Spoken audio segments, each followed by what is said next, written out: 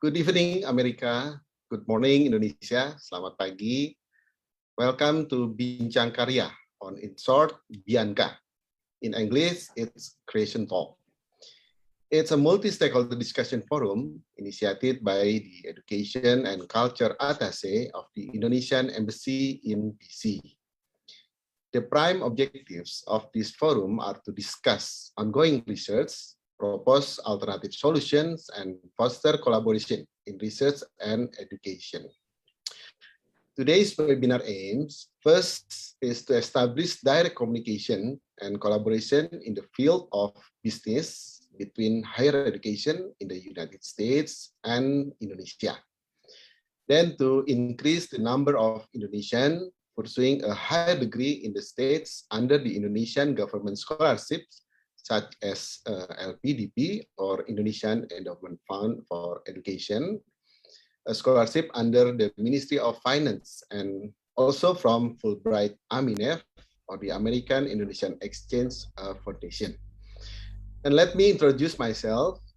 I am Professor Yudi Aziz, Head Doctoral Program of Management Sciences, Faculty of Economic and Business, Universitas Padjadjaran, Indonesia, and also the representatives of the Council of Rector of Indonesian State Universities, or in Indonesia, it calls MRETNI, stand for Majelis Rektor Perguruan Tinggi Negeri Indonesia.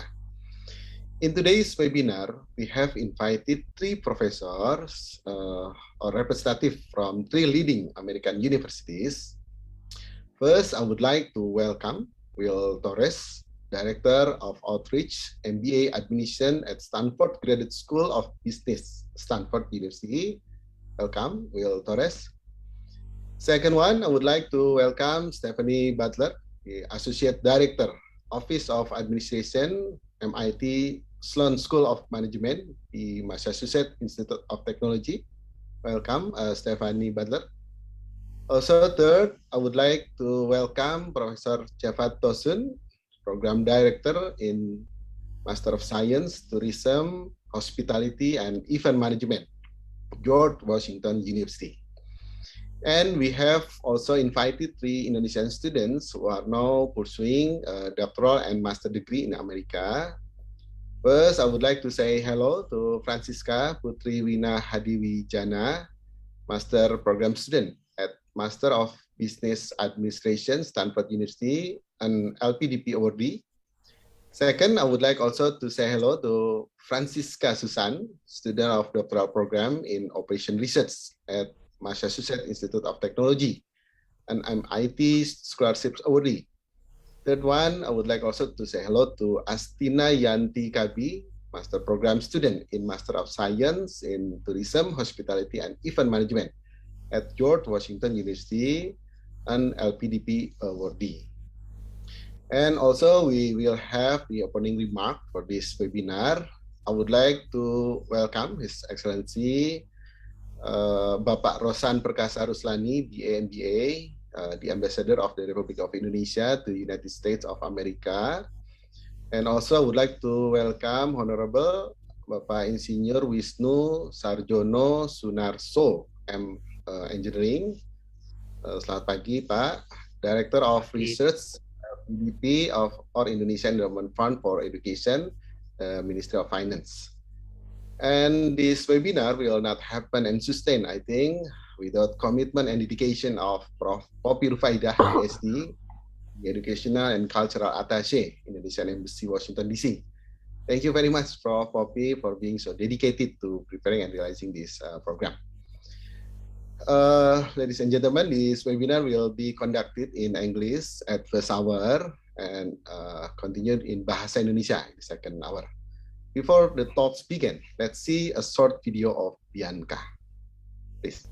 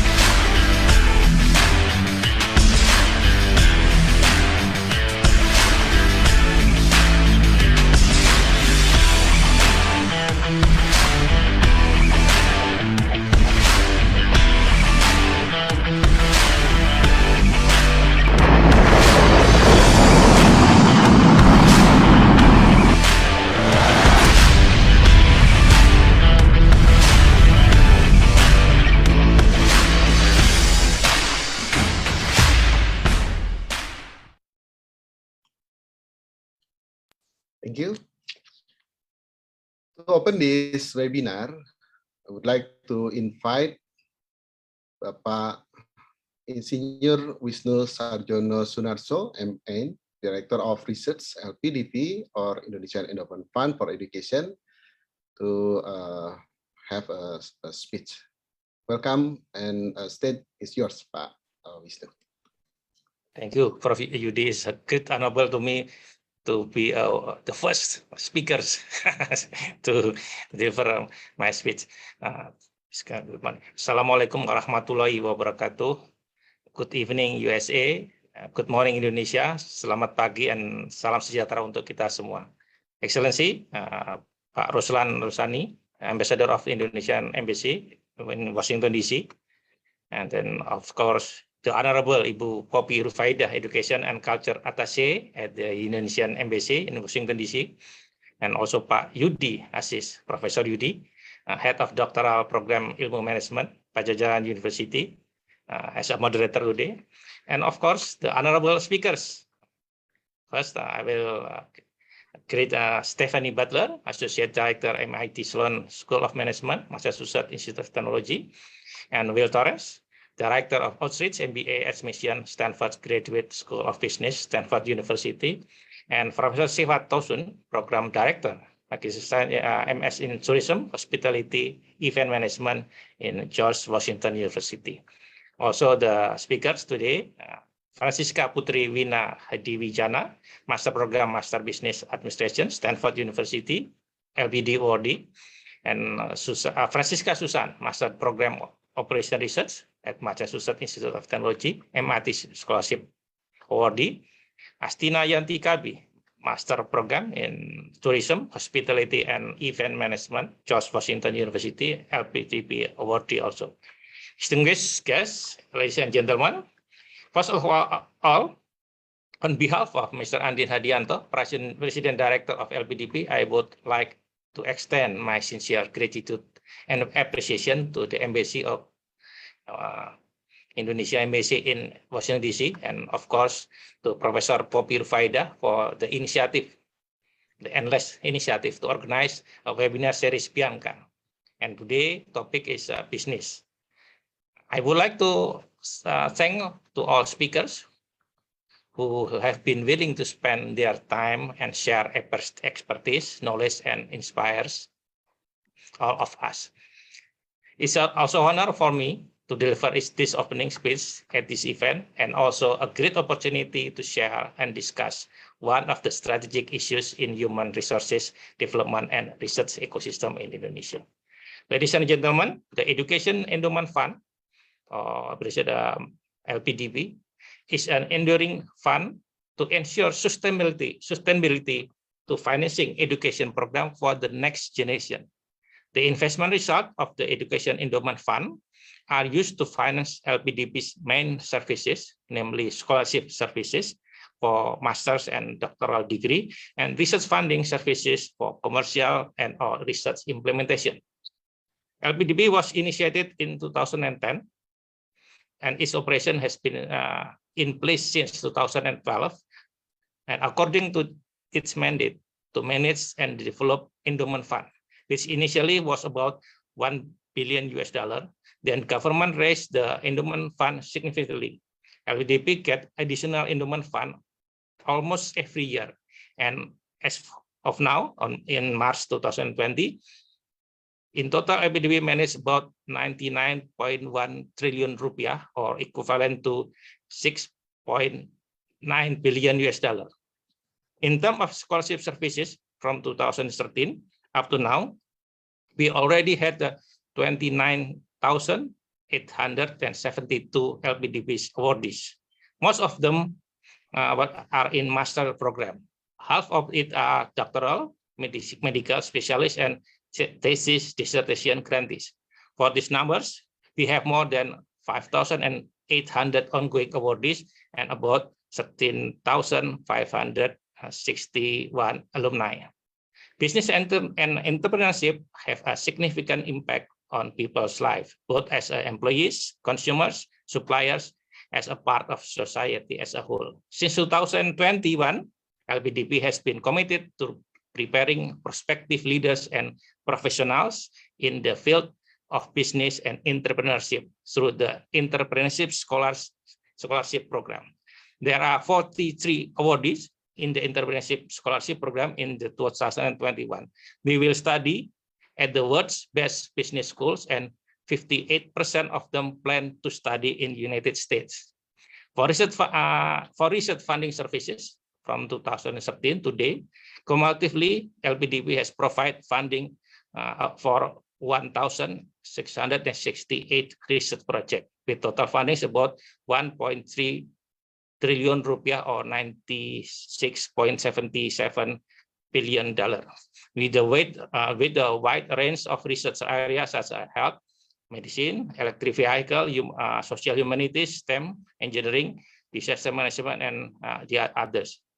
LPDB also initiated several research funding schemes, namely RISPRO, or Research Innovative Project, Competition, Invitation, and International Collaboration, and also the mandatory scheme.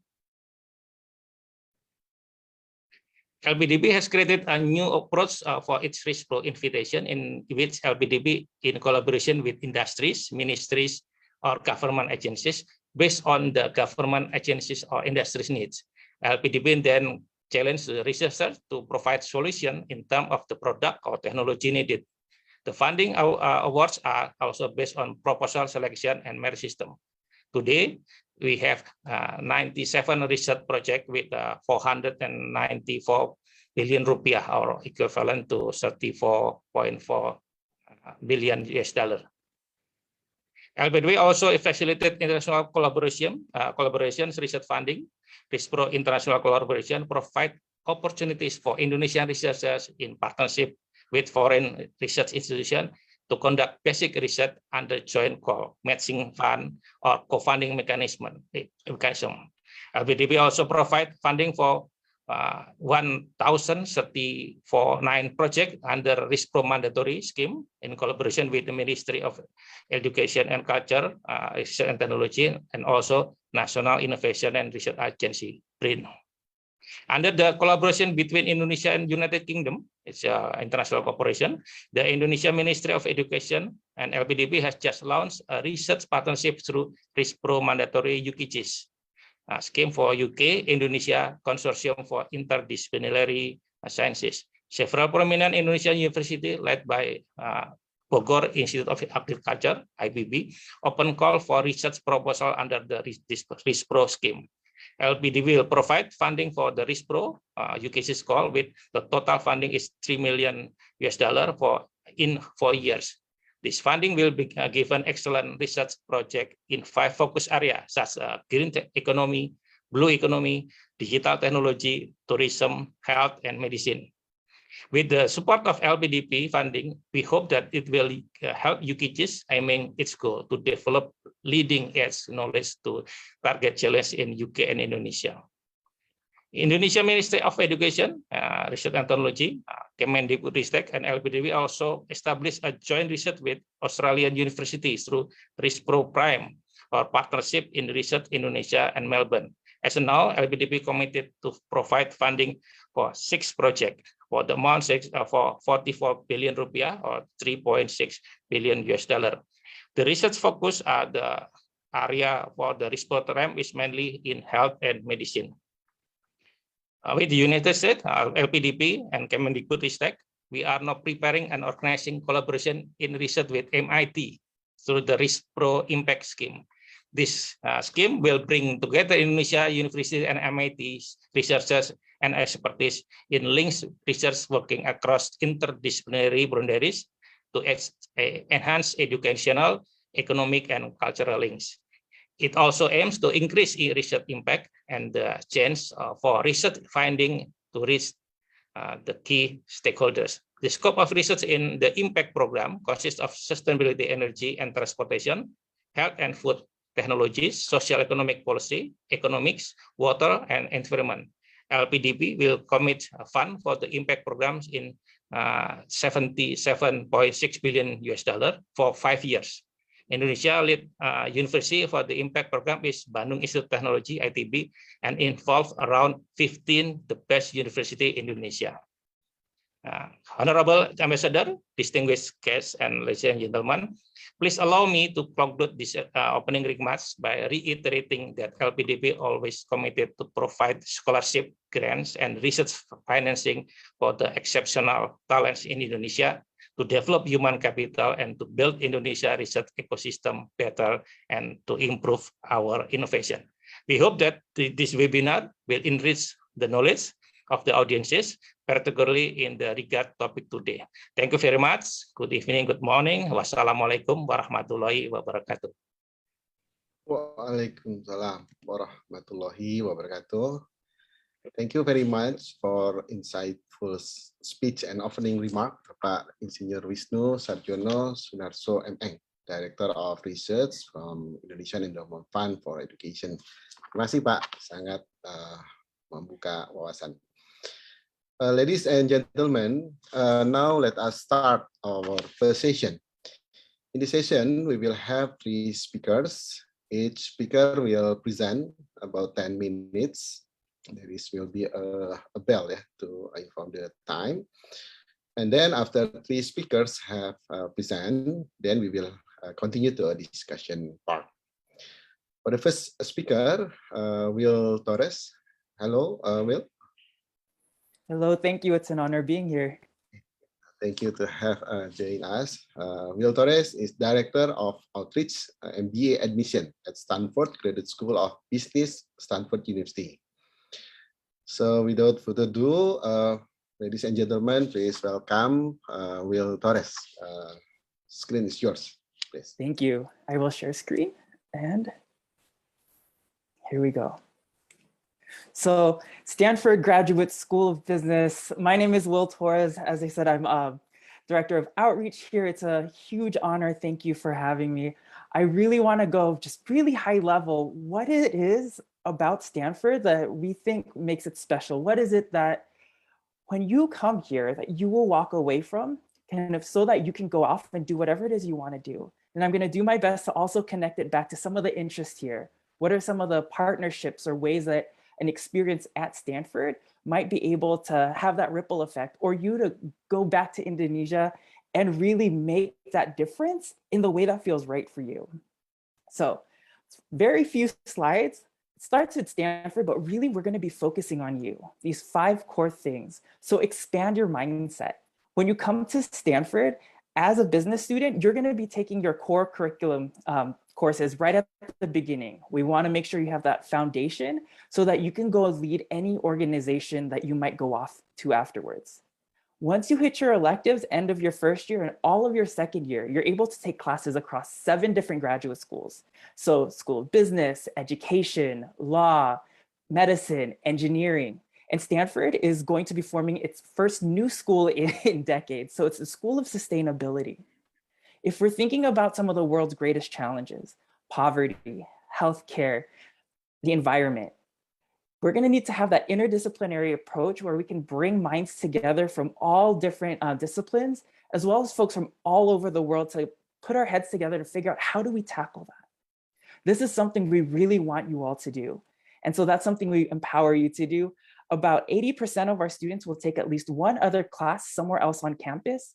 And about 1 in 5 will also graduate with a second degree, that MBA from the GSB, as well as one of these other degrees that you've been working on while you're here. As part of that challenge is what's happening in the classroom, that academic experience. So CASE is going to be one of the methods that you're going to be learning from. So what have protagonists done in the past? What might you have done, and discussing that through?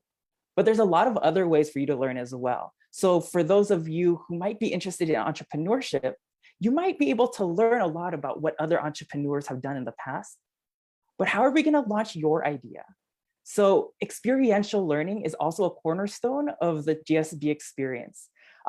Continuing on this theme of entrepreneurship, you don't need to be an entrepreneur or have entrepreneurial interests. You don't have to want to start something yourself to apply and be admitted and really thrive at the GSB. That said, we really encourage that entrepreneurial spirit. being in the Silicon Valley, San Francisco Bay Area, that hub of innovation, forward thinking. How do we get from idea to thing to launch that off to whatever it is you want to do? There's over 60 courses in entrepreneurship at the GSB, including opportunities to work in nearby companies and startups to get a sense of what's happening on the ground.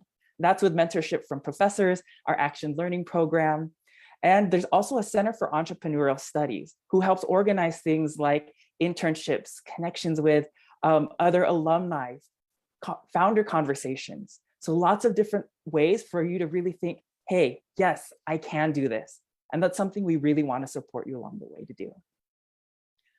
In the classroom, you're going to have these ideas, you're going to be learning. That growth continues outside in the community. So you're going to be joined by folks from all over the world. This incoming class, I believe we had about 66 different countries represented from all walks of life. And while you're here, we also want to support you both academically as well as financially. I know that's a concern for many of you out there. So Stanford GSB is a little different from other schools. We practice need-based financial aid. What that means is once you apply and are admitted, congratulations, welcome. We'll work with our financial aid officers to figure out, okay, how much might you need to make the GSB experience realistic?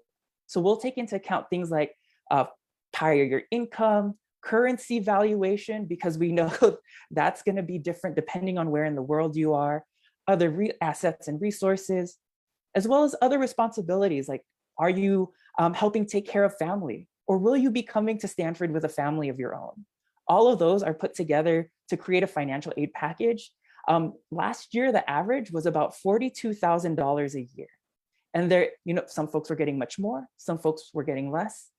And financial aid is available to all of our students, domestic or international. So there's nothing to worry about there. And it's available whenever you apply.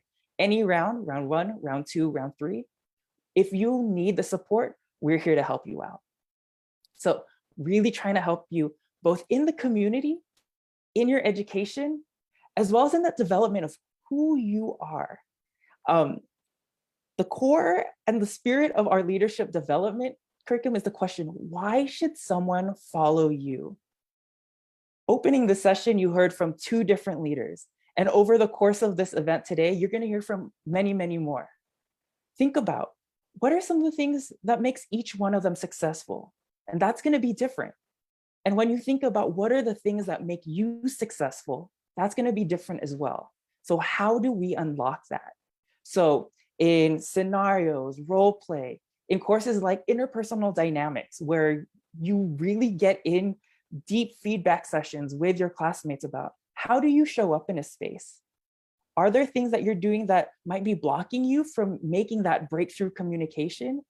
And are there things that you're doing really well that you can lean into so that you could be successful and have that clear line of communication in any organization, in any setting that you're in? We're really trying to figure out, why should someone follow you? And all of you are going to have different answers. And I think that's one of the most exciting parts of this kind of experience, is seeing all of the different ways that you're going to go off to take us to that last point of defining the future. One of Dean Levin's priorities this year is really helping Stanford figure out how we can continue to be at the forefront of not just research, but developing principled leaders that are going to go out there because of that intersection of business, governance, and society. There's so many different ways that you're going to be able to advance kind of the different needs through that business lens. Being careful and conscious about the needs of the community and really thinking from their lens and involving them in the process. And as well as what are skills that you might need so that you can be successful and thrive, whether you're in the political sphere, kind of working in a public-private kind of inner dynamic, or you're leading something of your own and really breaking ground. So even though we were talking about Stanford, it really all starts with you. And hopefully you're going to take the time to really think about what it is you want and work backwards from there. What are your goals? What do you want to accomplish? If you could do anything out there, if you didn't have to worry about money or kind of what people think, what is it that you would really want to do? And anchor into that feeling and work backwards. What is it that you need to get there? Is it that background in finance and those classes? Is it practicing your public speaking or your written communication? Or it might be negotiations. How are you going to achieve that? What is it at Stanford, at MIT, at George Washington that's going to help you develop that? And that's the way that you can start by designing your future. Put yourself in the center of this process and really think about, where am I going to be able to go so that I can get the tools I need so that I can thrive? So that was a super high level, very high level overview of some of the things at Stanford that we're really proud of. If you want to learn more, I encourage you to check out our MBA admissions website. There's also a dashboard that you can create where you can put in some things that you're interested in, and we'll help provide you. Here are some events that might be of interest to you. Here are some application workshops so that, hey, that what matters most to you and why essay, how do I approach that? We've created resources to help you along the way as well so that you can put your best foot forward, whether you're applying to Stanford or elsewhere.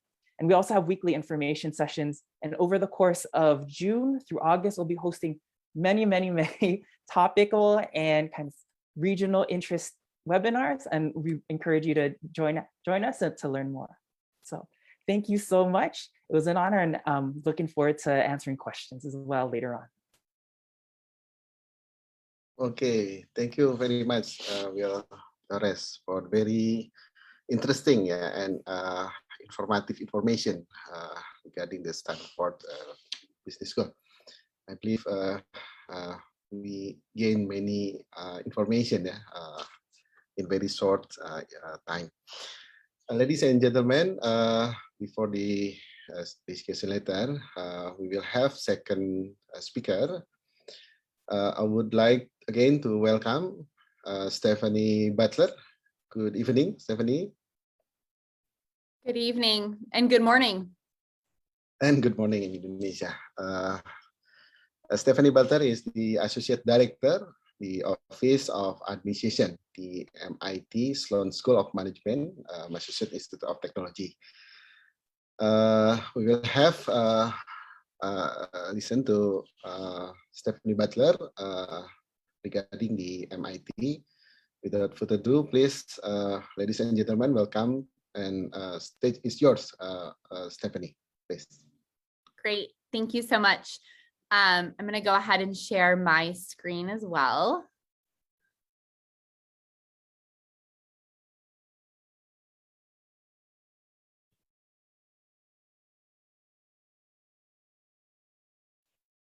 Great. Well, hi, everyone. Thank you so much for inviting me here today. It's such a pleasure to be part of the session and to have the opportunity to present to some really strong and interesting Indonesian candidates or potential candidates.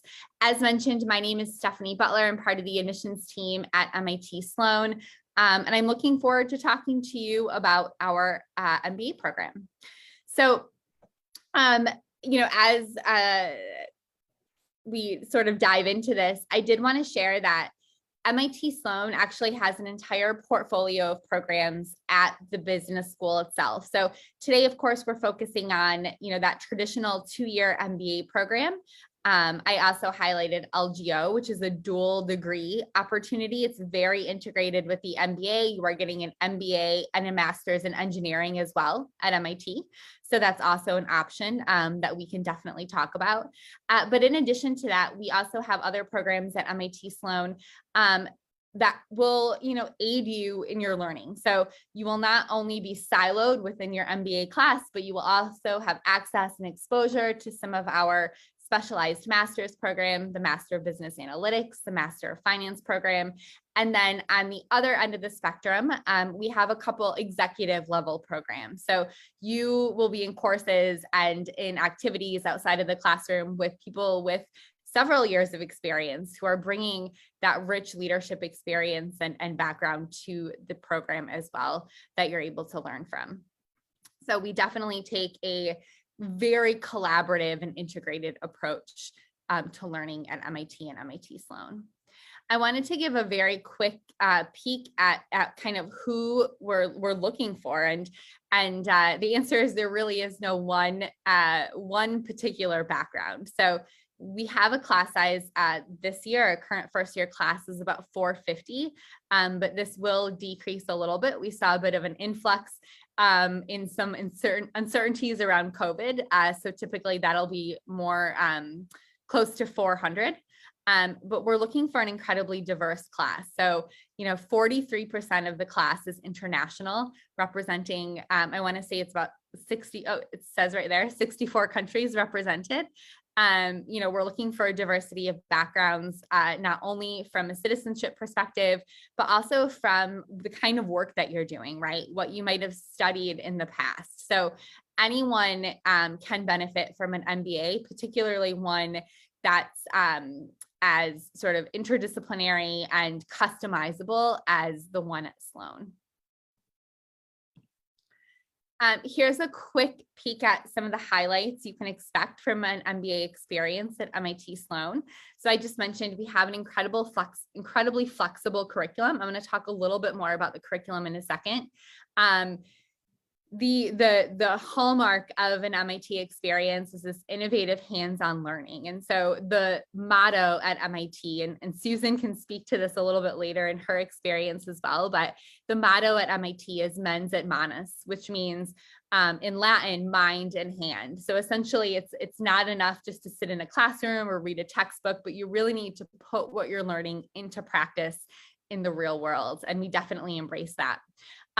World-renowned accessible faculty, the MIT experience. So not only will you have exposure and be encouraged to engage with other programs at MIT Sloan, but you will also be encouraged and have the opportunity to engage with other programs across MIT. So, to Will's point, I had to smile during your comments, Will.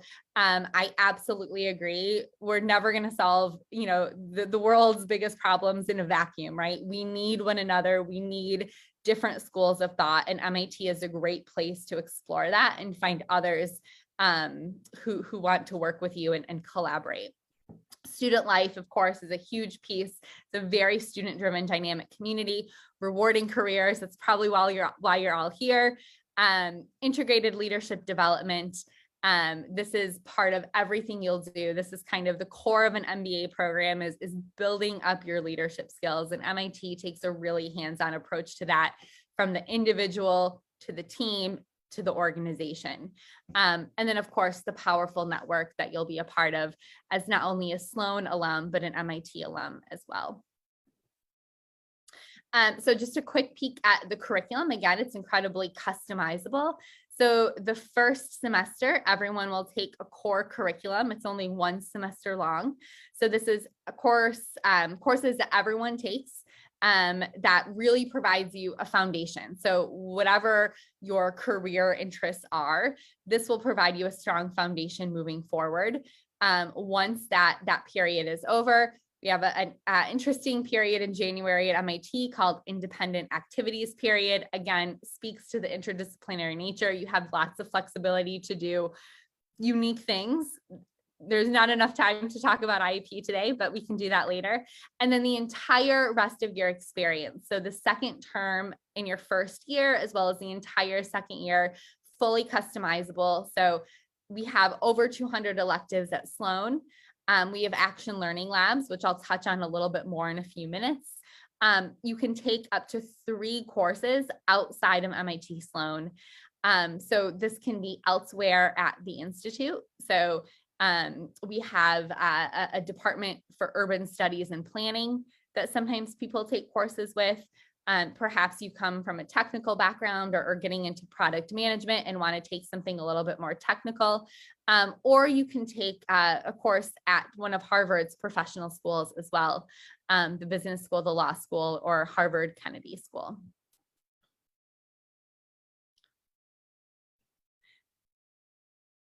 Oh, that was the right slide. And then another note about the curriculum, if you do want to give yourself a little bit of structure or perhaps a credential, depending on where you're coming from and what you want to do. We do have some opportunities for that between certificates and tracks. So as you can see, those represent a wide range of opportunities. We just added a really fun one that I think is going to be incredibly popular in digital product management. But we also have opportunities to specialize a little bit more in analytics, healthcare, sustainability, entrepreneurship, and innovation. A very, very popular at MIT Sloan, enterprise management and finance. Those are totally optional. By the way, you certainly do not have to choose one, but you are welcome to. So I talked about the importance of action learning. And so this is a sample of our labs. So of course, we're at MIT, so we're going to refer to them as labs. But of course, you're not using Bunsen burners and safety glasses, but you are putting those business principles and that creative problem solving and that teamwork into practice in a real world setting. So you're working with actual organizations and companies and tackling the problems that they've brought to MIT Sloan for you to work on. So you can see a number of them focus on a specific area of interest, like entrepreneurship or healthcare, and others are focused on a particular region of the world. But all are incredibly valuable as you kind of build that skill set and test it as well. This I'm just going to gloss over because there's a lot of information on the website that you can find, but just to say that our students take on a variety of different careers. As I mentioned, this is a very versatile degree, particularly with the customization available at MIT Sloan. So there's a lot of ways that you can use your MBA successfully. I'll also point out this stat, 6.7 started a business.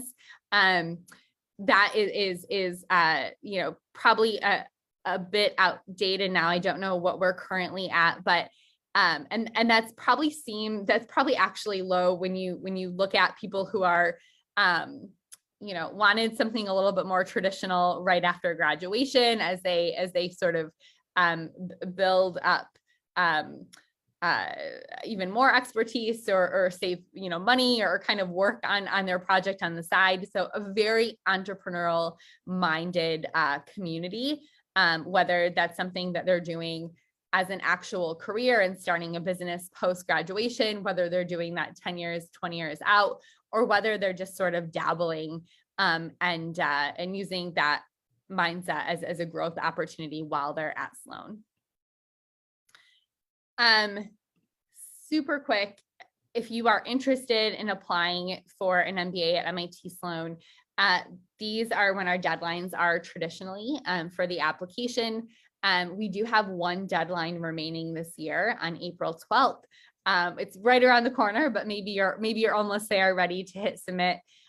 These are the traditional components that we look for that we feel help us identify the strongest candidates and the best fit for MIT Sloan. And happy to talk about those in perhaps another setting where we have some more time. But I think that was my final slide. So I will stop sharing, but of course, happy to answer any questions that people have. I think we have a few minutes at some point during the presentation for questions. So thank you.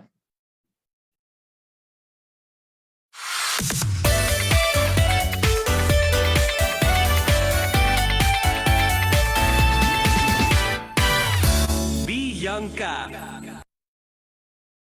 Okay, thank you very much, Stephanie Butler, for very wonderful and insightful information regarding the MIT Sloan Business School. I think it's one of the leading university in this area. Before discussion, we will have the speakers. Last but not least, we will have sharing from Professor Javad Tosun, Program Director in Master of Science, Tourism, Hospitality, and Event Management, George Washington University. Welcome and good morning, Prof. Javad. Yes, good morning, everyone. I'm very pleased to meet you. Let me share my screen with you and Thank us. start And it's yours. make my presentation. I believe Okay. you can see my presentation. You can see. Yeah, thank you. And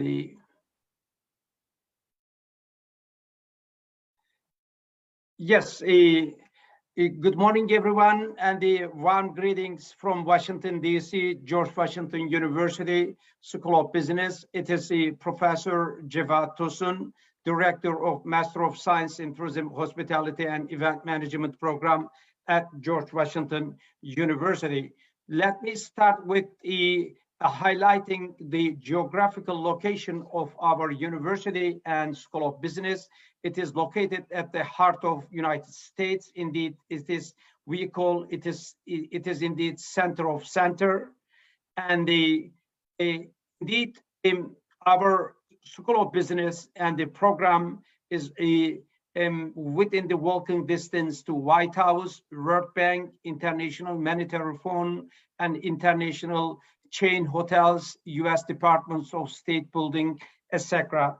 This geographical proximity indeed creates a unique opportunity for our students to get benefit from them.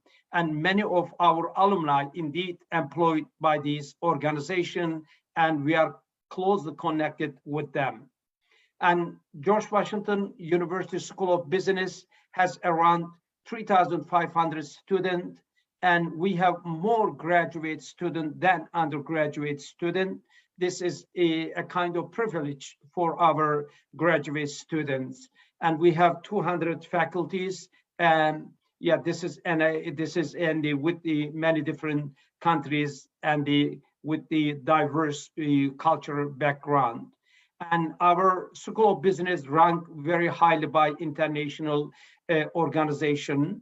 And let me focus on Master of Science in Tourism and Hospitality Management program. It is established in 1974 in the George Washington University School of Business. Globally and nationally, it is the leading and longest running and most innovative tourism program in the world. And it is certified by United Nations World Tourism Organization. It is also accredited by Association to Advanced Collegial School of Businesses. Many standalone tourism, hospitality, and event management school is not accredited by IISCB. So this is another privilege of our master program. We have three focus in our master program: sustainable tourism management, event and meeting management, and hospitality management. In order to graduate from this program, and the student needs to complete 30 credits. And it has full-time, part-time, and high flex mode. And by taking into the account the needs of our student, particularly on full-time employment, and we integrated recently high flex format, so both students can attend courses virtually or in person based on their needs. And in the context of our doctoral studies and the focusing on business administration, particularly management and strategy, and the basic requirement for our doctoral studies is the average grade point of a point, and the GMAT and GRE score, particularly the 19 percentile and above are the requirement for the PhD admission. And the letters of recommendation and the fit between candidates and faculty members' research interest. And I don't want to spend much time on this issue, but I should say that our doctoral program is very selective and competitive. For fall 2022, over 150 applicants applied for only management and strategy doctoral study program, but only 2 of them and Tile to study at this doctoral program. And our School of Business provide global and experiential learning option through various means and tools. We organize global experiential learning activities, study abroad activities available for all students, including students at Master of Science in Tourism, Hospitality, and Management program. We have all curricular activities and highly integrated in the industry. We have great alumni support, and we have very active student club. For example, Tourism for Tomorrow is one of the student club, very engaging our students. We have various activities both in fall and spring semester. And we have International Institute for Tourism Studies, and it organizes regular seminars and focusing on consulting services. And also our students get benefit all the activities organized by George Washington University School of Business. And we well integrated and well connected with our alumni, and our alumni act as a mentor for our current student. Indeed, this is really great opportunity for our students, so they learn directly from our alumni. It means from the industry leaders, not only professor, but from the industry leaders as well. And we have really wide range of international alumni network and located in many countries in different continents. And we are well connected with them. Indeed, on 26th of April, we are organizing alumni meeting and bringing together our current student and alumni. And this meeting will be in HyFlex format, so will be in person and virtual as well. And yes, I would like to share some picture of our alumni who occupy very high rank position in travel and tourism industry around the world. And I don't want to go one by one, just I would like to share the screen for your information. And yes, I should underline that we really follow what is currently happening in the industry. And in the context of COVID-19, we regularly organize think tank, interview, workshop, seminar to analyze the impacts of COVID-19 on travel and tourism industry. For example, recently I interviewed with general manager of a Marriott hotel opening a new hotel during COVID-19. What are the challenges of opening a hotel during COVID-19? And we organized GW Tourism think tank on implication of COVID-19 for entrepreneurs of tourism destination. The other example in this context, we organize strategies for reconfiguration of tourism destination in the era of COVID-19. This was a great seminar, attracted around 600 participants. And we organized another webinar and the seminar, it is called The Implication of COVID-19 Pandemic on Services of Tourism Destination, Hospitality Industry, and Event Industry. So industry leaders and the students come together to discuss the problems, the challenge of travel, tourism, and hospitality industry. And yes, these are other examples in the context of how we are integrated ourselves, our program, our student to the industry and to the industry leaders. And the recent activity in terms of experiential learning, and on 2nd of April, for example, I organized the city tour for my student, exploring Washington, D.C. as a tourist destination, 5 hours guided and instructed experiential learning activity on a bus. So I invited the industry leaders, for example, Thomas Domino and the tour guides, and I will be on the bus, and 5 hours I will lecture to my student on the bus. Industry leaders will lecture to my student on the bus, and we will have a picnic and lunch in the park, and we will discuss the various issues of the travel and tourism industry, particularly in Virginia, in Washington, D.C., and Maryland, and around the world. So this is another example for how we indeed implement the experiential learning issue in the context of our program. Yes, if I have time, I would like to just summarize the highlight of Master of Science in Tourism, Hospitality, and Event Management program. As I underlined, it was established in 1974, almost a half a century ago, and it offers dual degree opportunities for the students, not only MSTEM, also Master of Business Administration degree also available to our students. It is certified by the World Tourism, United Nations World Tourism Organization. Also, it is accredited by AICSB as well. And we teach tourism, hospitality, and event management as a part of contemporary business management rather than tourism and hospitality issue on its own. Experiential or learning opportunities is an integral part of our program. High-flash teaching mode, flexible class hours, also another good dimension, competitive dimension of our program. We provide strong career development support for our students. We follow each of our alumni one by one, and after their graduation, we have a motto: we provide lifetime career development support for our graduates. This is indeed a reality.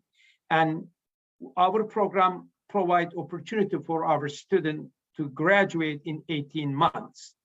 And the large and then diverse network with our more than 1,000 distinguished alumni located in different countries and different continents. Strategically located at the heart of nation capital, this geographical, let's say, competitiveness is indeed unique. It is at the corner of Golden Triangle Innovation District in Washington, D.C., and we are well integrated into the international chain hotel and the international organization in the context of tourism, hospitality, and event management. Yes, last but not least, I should say that we are really proud of to note that Mr. Uno, Minister of Tourism and Creative Economy of Indonesia, is a graduate of School of Business. Yes, I think I would like to stop here, and I would like to give more time to the participant to ask questions to me. So I would be happy to answer their question. So in this way, I believe that we can clarify things in a better way. Thank you.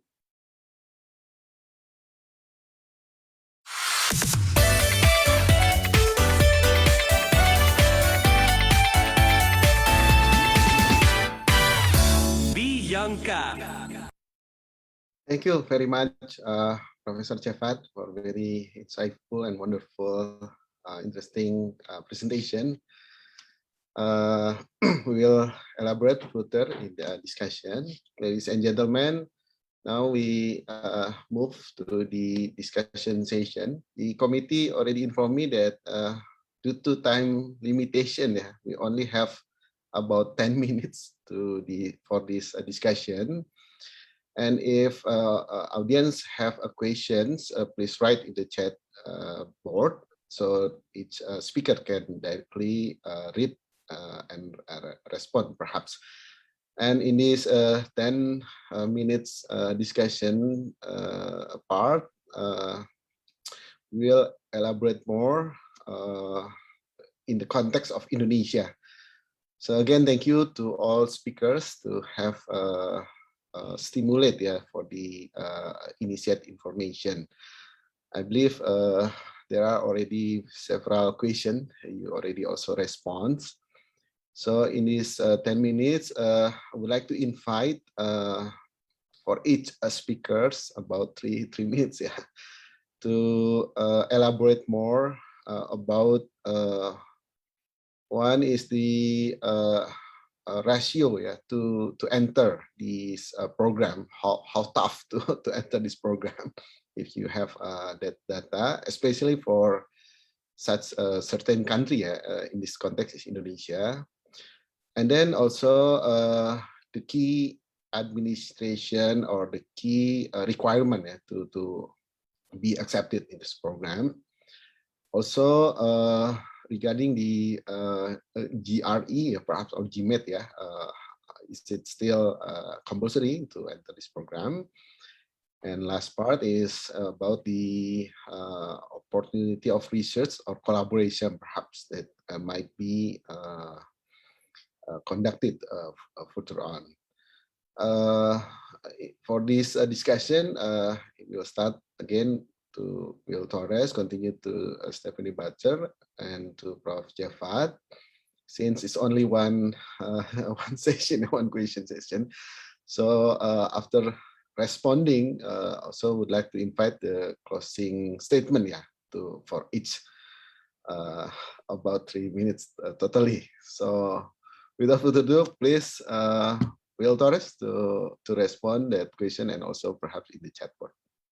Yes, Thank you. I will try my best to cover as much of that as possible. So getting into any one of our schools, it is a challenging process, and we have resources to help you better understand. So I definitely recommend checking out our websites. Many of them, Stephanie showed a really wonderful checklist of what the typical requirements are, and they're going to be very similar across the schools you're going to. Usually there is some form of testing, either the GMAT or the GRE. Many business schools are actually making that optional. So definitely check out the different schools that you're interested in. It's going to be different everywhere you go. There are going to be essays. So definitely check out what the essays are, put the time in to think about those. Letters of recommendation from people who can talk about how have you made an impact in their organization or in their lives. Also your academics. So letting us know, how did you perform in your undergraduate career or your graduate program if you are coming in with an advanced degree? So, and then let us know what you do in your life outside, if you're part of organizations, clubs, and letting that infuse, what is it that you really want to do? Kind of coming back to that question. And then bringing that to the schools, there's lots of opportunities to interact and really like make the dynamic between what you're doing and how you want to bring that energy to Indonesia. From independent research to working with organizations. Maybe it's an internship. Maybe you are working with founders. Maybe you are a founder and are going to be expanding that in country. Lots of different ways for you to make that connection. And I think, it comes back to what feels right for you, and we can help you get there. Okay, thank you very much, Will Torres. Stephanie Yes. Butler, please. Still in it. Okay. Sorry, did Yes. you want to say something, Professor? Yes. The same question to you. So one question to all, regarding the ratio to entering your program, also the requirement, key requirement, and also the future research collaboration with your program. And perhaps you can also respond to all question that already mentioned in the chat board. So please, I give you times to Stephanie Butler, please to respond. Yeah, absolutely. I'm going to try not to just sound like I'm repeating Will, but I will sort of underscore a couple of the points that he made. One being, we have all of our schools have a lot of information about the application process on our website, and tools and support for you through that process. We know it can be trying at times, and hopefully it's also a very self-reflective process as well. That's usually the right place to start, is really digging deep into why you're applying for that particular program, what you want to get out of the program itself, what you're looking for in a school, what you'd like to do next, your hopes, your dreams, all of that. So definitely start internally, right? And thinking about where you want to go, and then that will ultimately help you craft a better application. To Will's point, we want to hear your individual story. We want to hear about you as a person. As you're looking at those websites and kind of confirming all of the components of the various applications, just make sure you're keeping track of all those differences, and it can be a lot of our programs have similarities, but there's also some nuance there, right? Each school wants to know something a little bit different. MIT Sloan, we ask for a cover letter and like a short video, which is kind of unique among some of our peers. So just make sure you understand what we're asking for and why. It is competitive. It certainly is competitive across the board. This is, we do not bucket applicants into specific countries. We're not trying to fill quotas. If we see, several strong candidates from Indonesia or any other country, you are not prohibited by your success is not limiting someone else's success and vice versa. There is room. So I apologize. I think I'm losing sight of your other questions. You posed 3 different questions, I think, and I think I'm just rambling now about the first one. But Okay, it's okay. Thank you, Stephanie. So just to confirm, regarding, I think it's also important question about the SAT. Is it a compulsory? Since some information that maybe not requirement also already. yeah, that's a good question, and that's you're right. A lot of schools are having those conversations right now. A lot of undergrads have already removed the requirement. A lot of graduate programs are having those conversations. At MIT, we still currently require the GMAT or the GRE. This particular application year, there is an exception. You can apply for a waiver if you have challenges around COVID-19 specifically, but we'll see, right? That's why you need to keep up on sort of the specific application instructions for that year in which you're applying. It's definitely a conversation, but I can't guarantee that it will be, fact come next application cycle. Okay, thank you again, Stephanie, and have a good day. So now we continue to Prof. Jefat. Also, there's several questions pointed to you. Prof. Jefat also already responded, I think, 1 or 2 questions. If you also would like to elaborate more about your response. Thank you, Professor Yudhoy. Indeed, I would like to particularly talk about Master of Science in Tourism, Hospitality, and Event Management program. It is located under the George Washington University School of Business, but as the director of this program, as a faculty director, I follow a little bit different policy, and I got indeed I did my master and the PhD study on the Turkish government scholarship, and I studied 6 years in United Kingdom and work in China, in United Kingdom, in many different universities in US. So I have a good understanding of international student psychology. And for the applicants to my program, and I directly cooperate with the admission office, and I interview each of my candidates who apply for my program, and we waive the GMAT and degree requirement. We currently do not ask a GMAT and degree requirement, and sometimes if I interview, if necessary, I waive the reference reference letter as well. And research indicate that indeed there is not direct relationship between GMAT score and degree score and the success of the people at the job market. So based on the current research and the chronological research and this program, Master of Science in Tourism, Hospitality, and Management program, does not require degree and GMAT. And then by communicating directly with students and in terms of research collaboration, for example, I asked my student from Indonesia, just design your team project to solve a problem of tourism industry in Indonesia. And I asked one of my students from Oman who is in the process of opening a hotel in Texas in USA. I said, well, design your business business portfolio as your assignment, and under my mentorship supervision you can study. So in terms of research collaboration, we are open, and during this summer holiday between May and September or August, and our faculty at our program highly motivated to cooperate with the universities in Indonesia.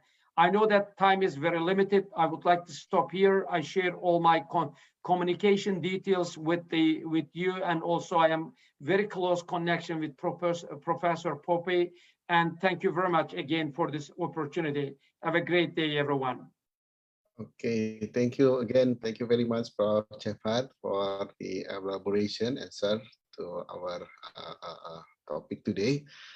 Ladies and gentlemen, I believe we have a very insightful information regarding the graduate school from Stanford, also MIT and George Washington. But I think due to time constraint, further all of audience can use those information and get more in the website, or perhaps also Prof.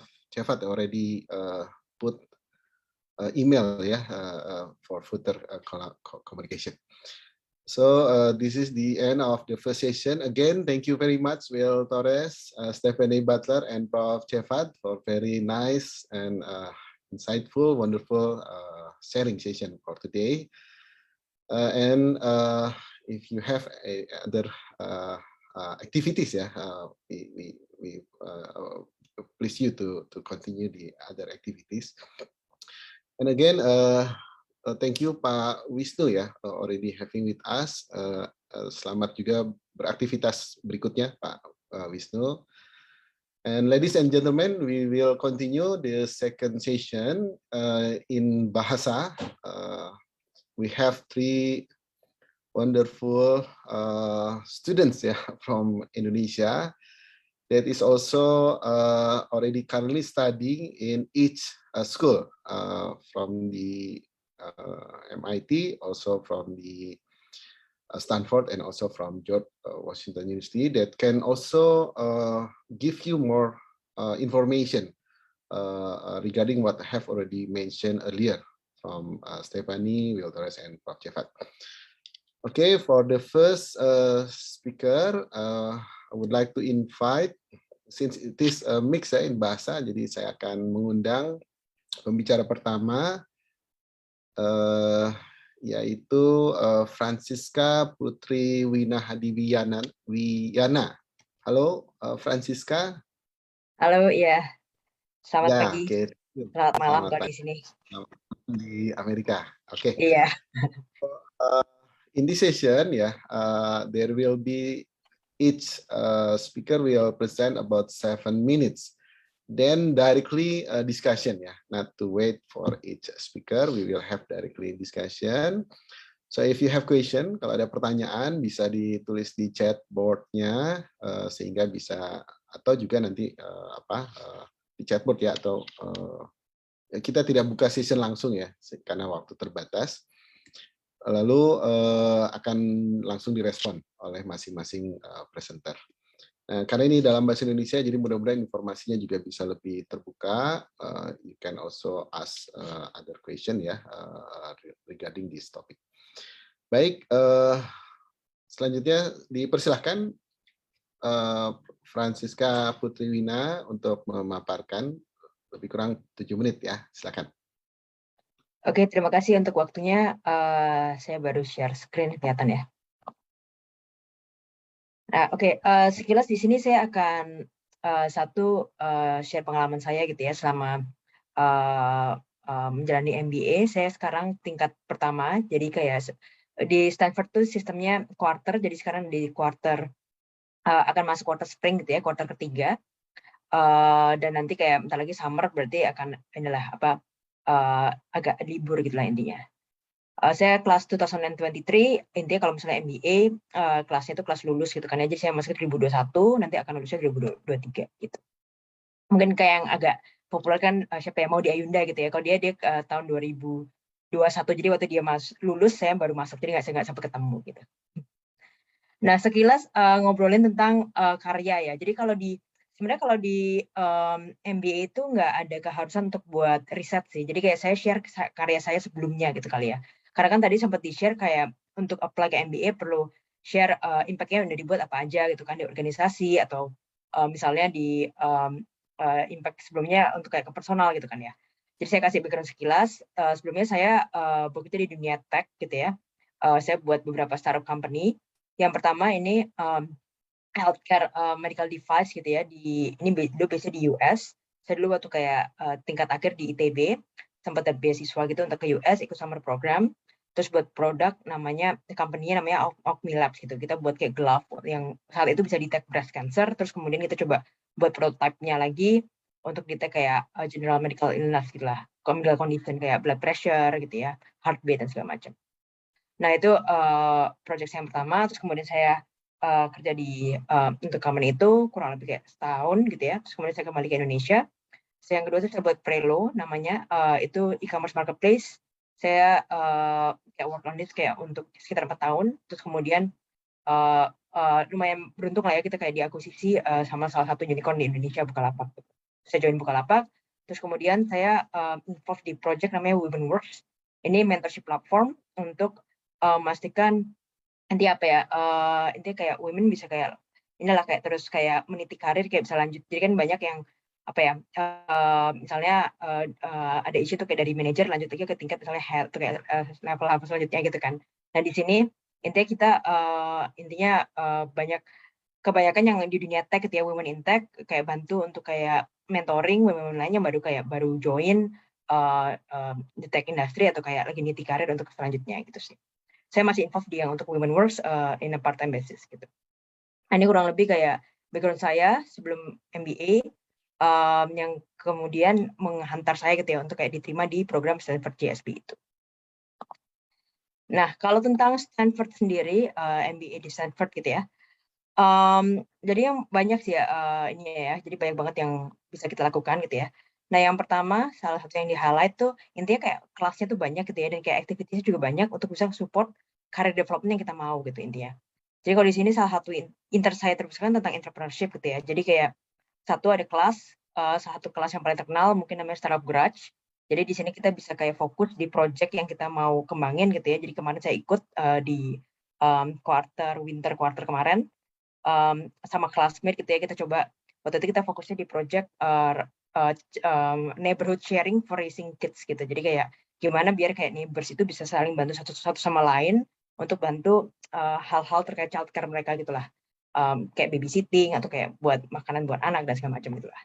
Nah, jadi kayak di kelas ini banyak kayak hands-on activities gitu yang kita bisa lakuin untuk mastiin si projectnya tuh bisa berkembang gitu lah ya. Nanti kayak ngembanginnya nanti kayak macam-macam lah, financialnya gimana, terus cara pitching ke investor gimana dan segala macam gitu. Nah, selain kelas, kalau saya tadi udah sempat mention juga kelasnya itu ada banyak banget ya untuk kayak entrepreneurship, ada kayak up to 100 kelas gitu. Dan ini salah satu yang kayak mungkin paling populer.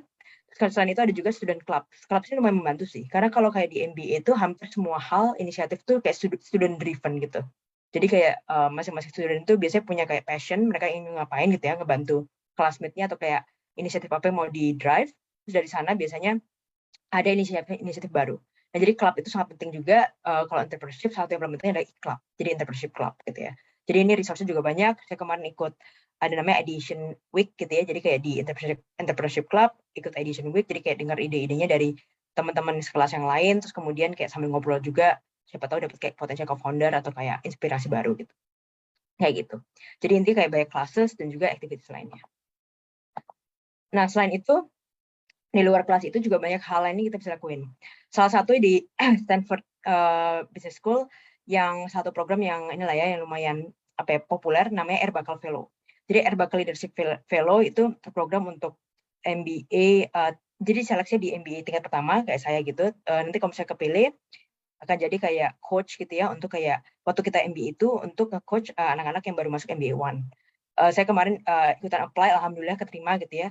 Terus kemudian jadi akan ada beberapa kayak timeline misalnya akan ikut kelas tadi Will sempat mention juga Touchy-Feely, itu satu kelas yang paling ikonik gitu ya di GSB di Stanford, karena intinya itu kayak kelas tentang explore apa ya, ada yang bilang kayak grup terapi gitu ya, cuma intinya kayak orang-orang yang udah ngambil itu katanya sampai kayak 10 tahun 20 tahun ke depan masih ngerasa kelas itu helpful banget gitu untuk untuk kembangin kayak leadership dan kayak beberapa hal-hal quality personal lainnya gitu.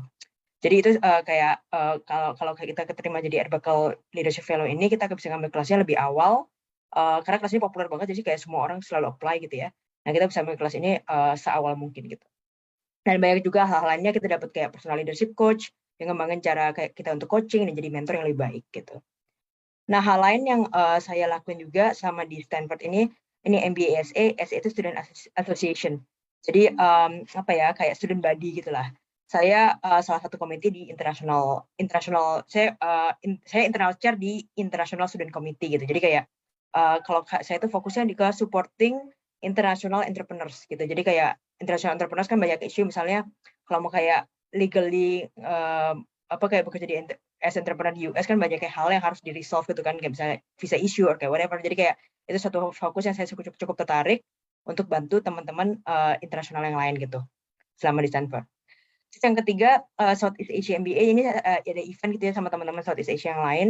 Kita lagi mau buat kayak conference, jadi kita ada kayak annual conference gitu dari teman-teman Southeast Asia MBA. Tahun ini kerjasama antara Stanford sama Haas tuh Berkeley. Kita buat intinya untuk semua teman-teman MBA yang lagi di US, yang dari Southeast Asia, pembicaranya banyak sih kayak entrepreneurs dari Indonesia, dari Vietnam, dari Singapura gitu ya. Kayak intinya tentang gimana as an MBA nanti kayak misalnya kita kembali lagi ke Southeast Asia, gimana kita bisa kayak utilize time kita sebaik mungkin sama kita lagi kuliah gitu misalnya. Terus kayak opportunity apa aja yang ada di Southeast Asia gitu ya. Jadi kayak industri apa nih yang lagi hot semacam itulah kayak gitu. Jadi ini kurang lebih kayak apa ya, aktivitas-aktivitas yang bisa dilakukan juga gitu ya beyond a classroom atau kayak career development gitu ya, untuk kayak bisa terus kembangin diri kita gitu. Baik kayak leadership development atau kayak ikutan organisasi atau kayak creating impact in other way gitu. Nah, yang ketiga terakhir, nah sebenarnya kalau misalnya MBA itu yang paling penting tuh adalah classmate sebenarnya. Apalagi kalau di Stanford tuh sangat-sangat di-emphasize gitu sih. Jadi kayak apa ya? Misalnya kalau misalnya MBA lainnya biasanya kayak fokus misalnya lagi recruiting gitu ya, kayak misalnya lagi recruiting consulting gitu misalnya. Nanti kayak yang lain tuh biasanya kayak udah fokus latihan case kayak misalnya udah kayak 40 case. Nah, kalau Stanford tuh terkenal kayak case biasanya kayak gitu kayak nggak terlalu baik, karena kayak biasanya fokusnya tuh kayak ini sih, kayak building relationship with kayak classmates gitu sih. Karena kayak classmates-nya ini memang kayak benar-benar kayak selected gitu kan ya. Jadi kayak we have kayak very interesting people in our classes gitu. Jadi kayak bahkan spending time with them tuh kayak salah satu hal yang paling penting gitu. Awalnya saya taruh ini tadi nomor 1, tuh saya pikir lagi kayak taruh nomor 3 deh gitu ya. Kayak ini agak counter intuitif gitu ya. Apalagi waktu dulu saya misalnya kuliah di ITB gitu kan ngerasanya kayak misalnya kelas pertama lah gitu kan, intinya kayak belajar nomor 1, terus kemudian organisasi, terus kemudian baru hangout sama teman gitu lah ya. Cuma kayak just give some perspective, intinya building relationship is very important gitu ya. Dan itu kayak sesuatu yang di-highlight banget di sini gitu. Untuk kayak ngasih gambaran juga di Stanford GSB itu grades, ada kayak grades non-disclosure agreement. Jadi kayak di kelas kita intinya itu berlaku untuk semua ininya, semua kelas gitu ya. Tapi biasanya nanti bisa ditanya kayak tetap mau memberlakukan ini atau enggak. Cuma intinya kayak nggak perlu kita ada aturan untuk kayak grade kita tuh kita nggak boleh kasih tahu grade kita ke orang lain gitu intinya. Jadi kayak itu ngebuat kulturnya supaya kita lebih kolaboratif dan sesama classmate itu biar nggak kompetitif gitu lah.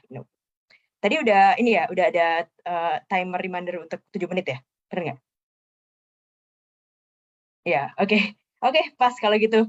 Pas di slide terakhir, intinya kalau ada pertanyaan silakan aja langsung tanyain. Tadi kayak udah banyak dari Will ya untuk sharing. Saya di sini kalau misalnya ada pertanyaan lain tentang kayak pengalaman di MBA di Stanford atau kayak cara apply atau segala macam. Terima kasih. Iya, baik. Terima kasih. Pas.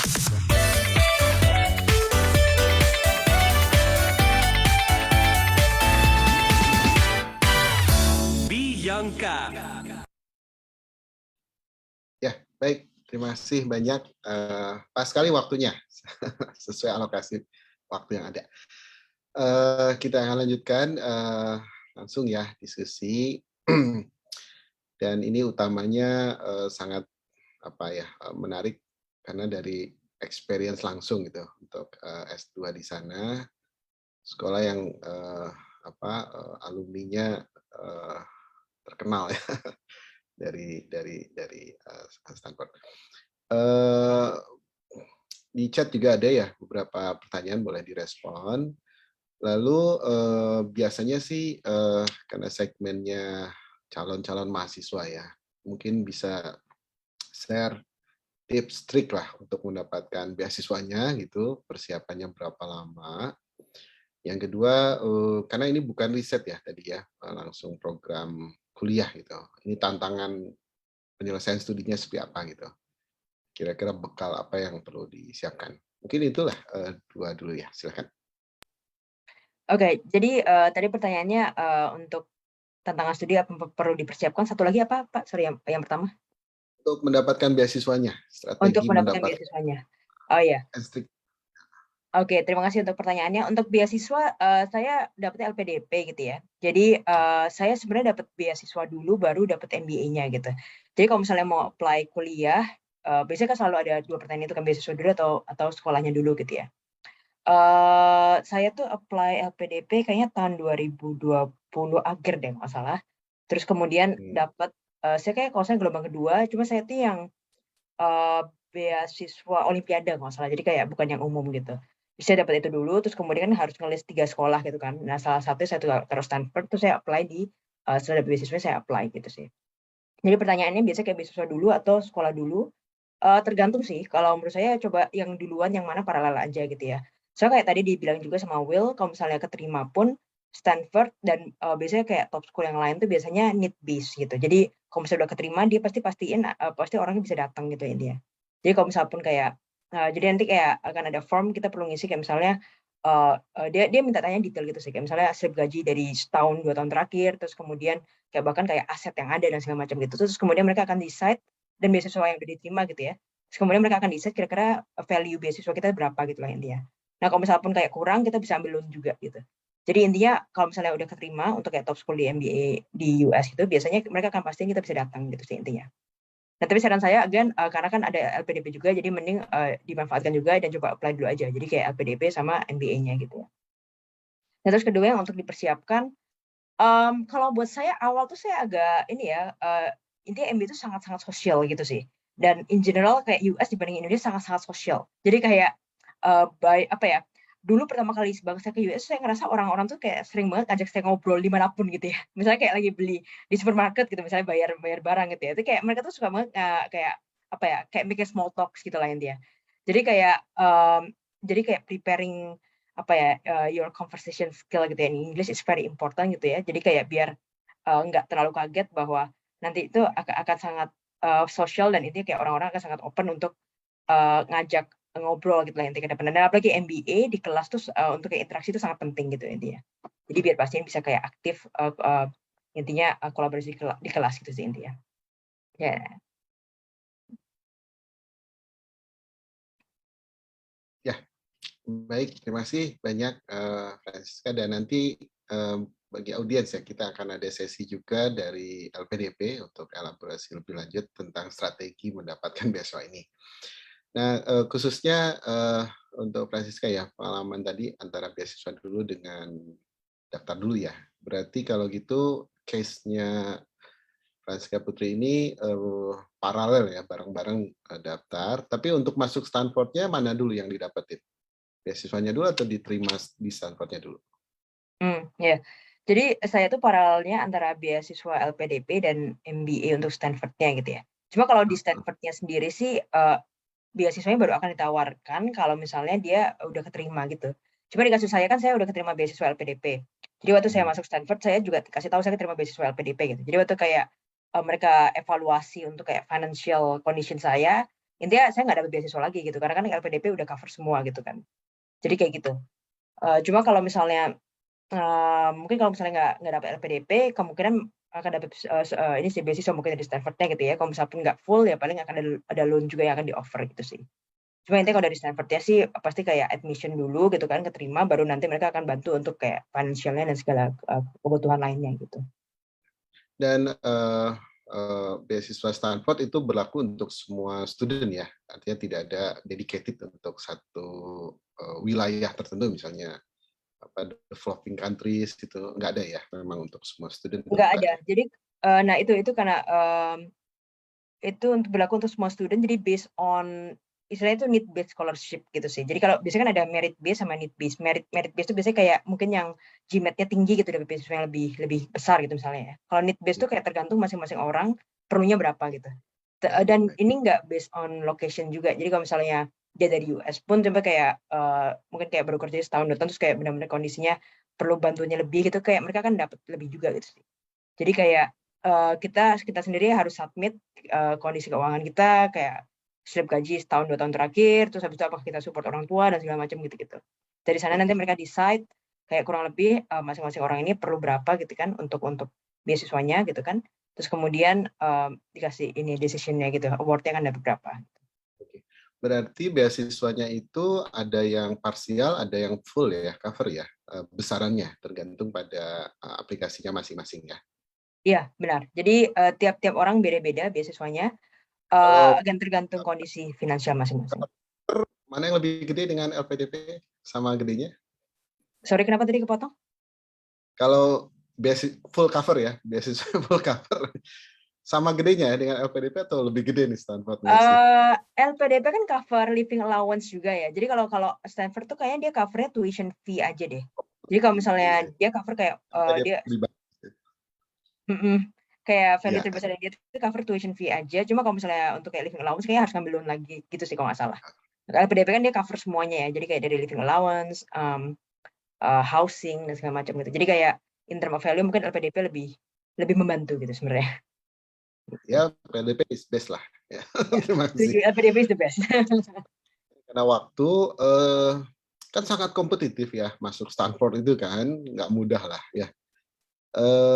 Apa nih kunci keberhasilannya ya untuk bisa diterima itu, mungkin bisa sharing ke calon-calon aplikan berikutnya, apakah di cover letternya, apakah di backgroundnya, apakah di bahasa, atau apa nih kira-kira yang menjadi kunci utamanya menurut Francisca?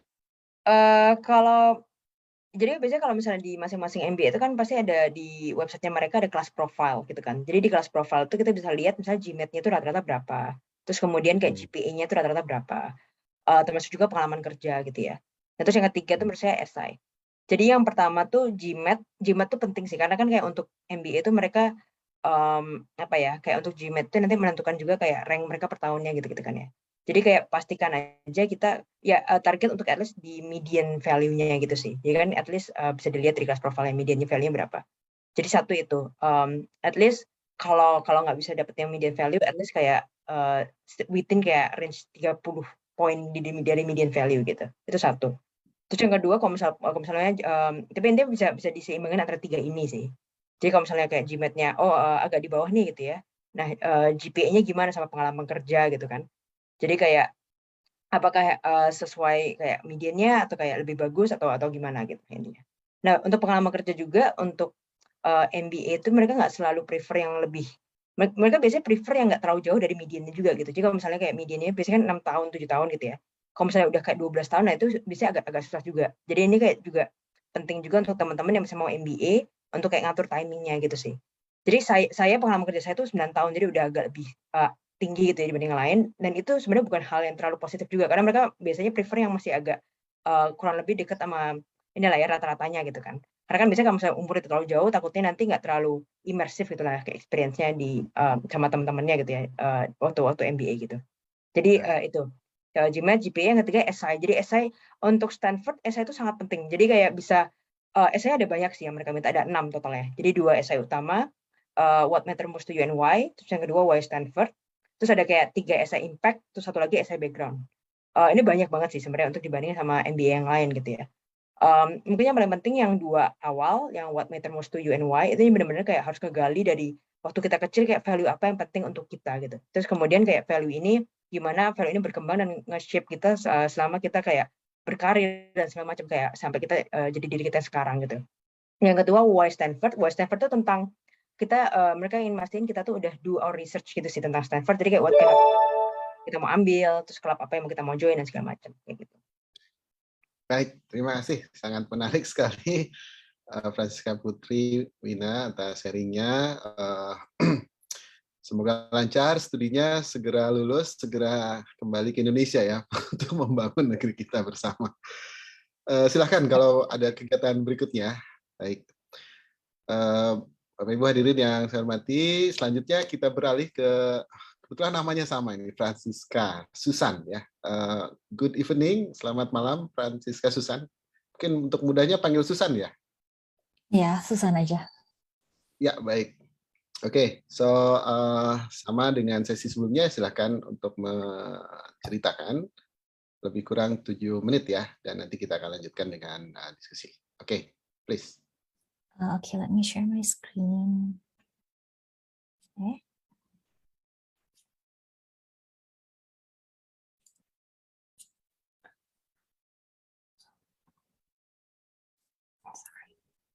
Bisa?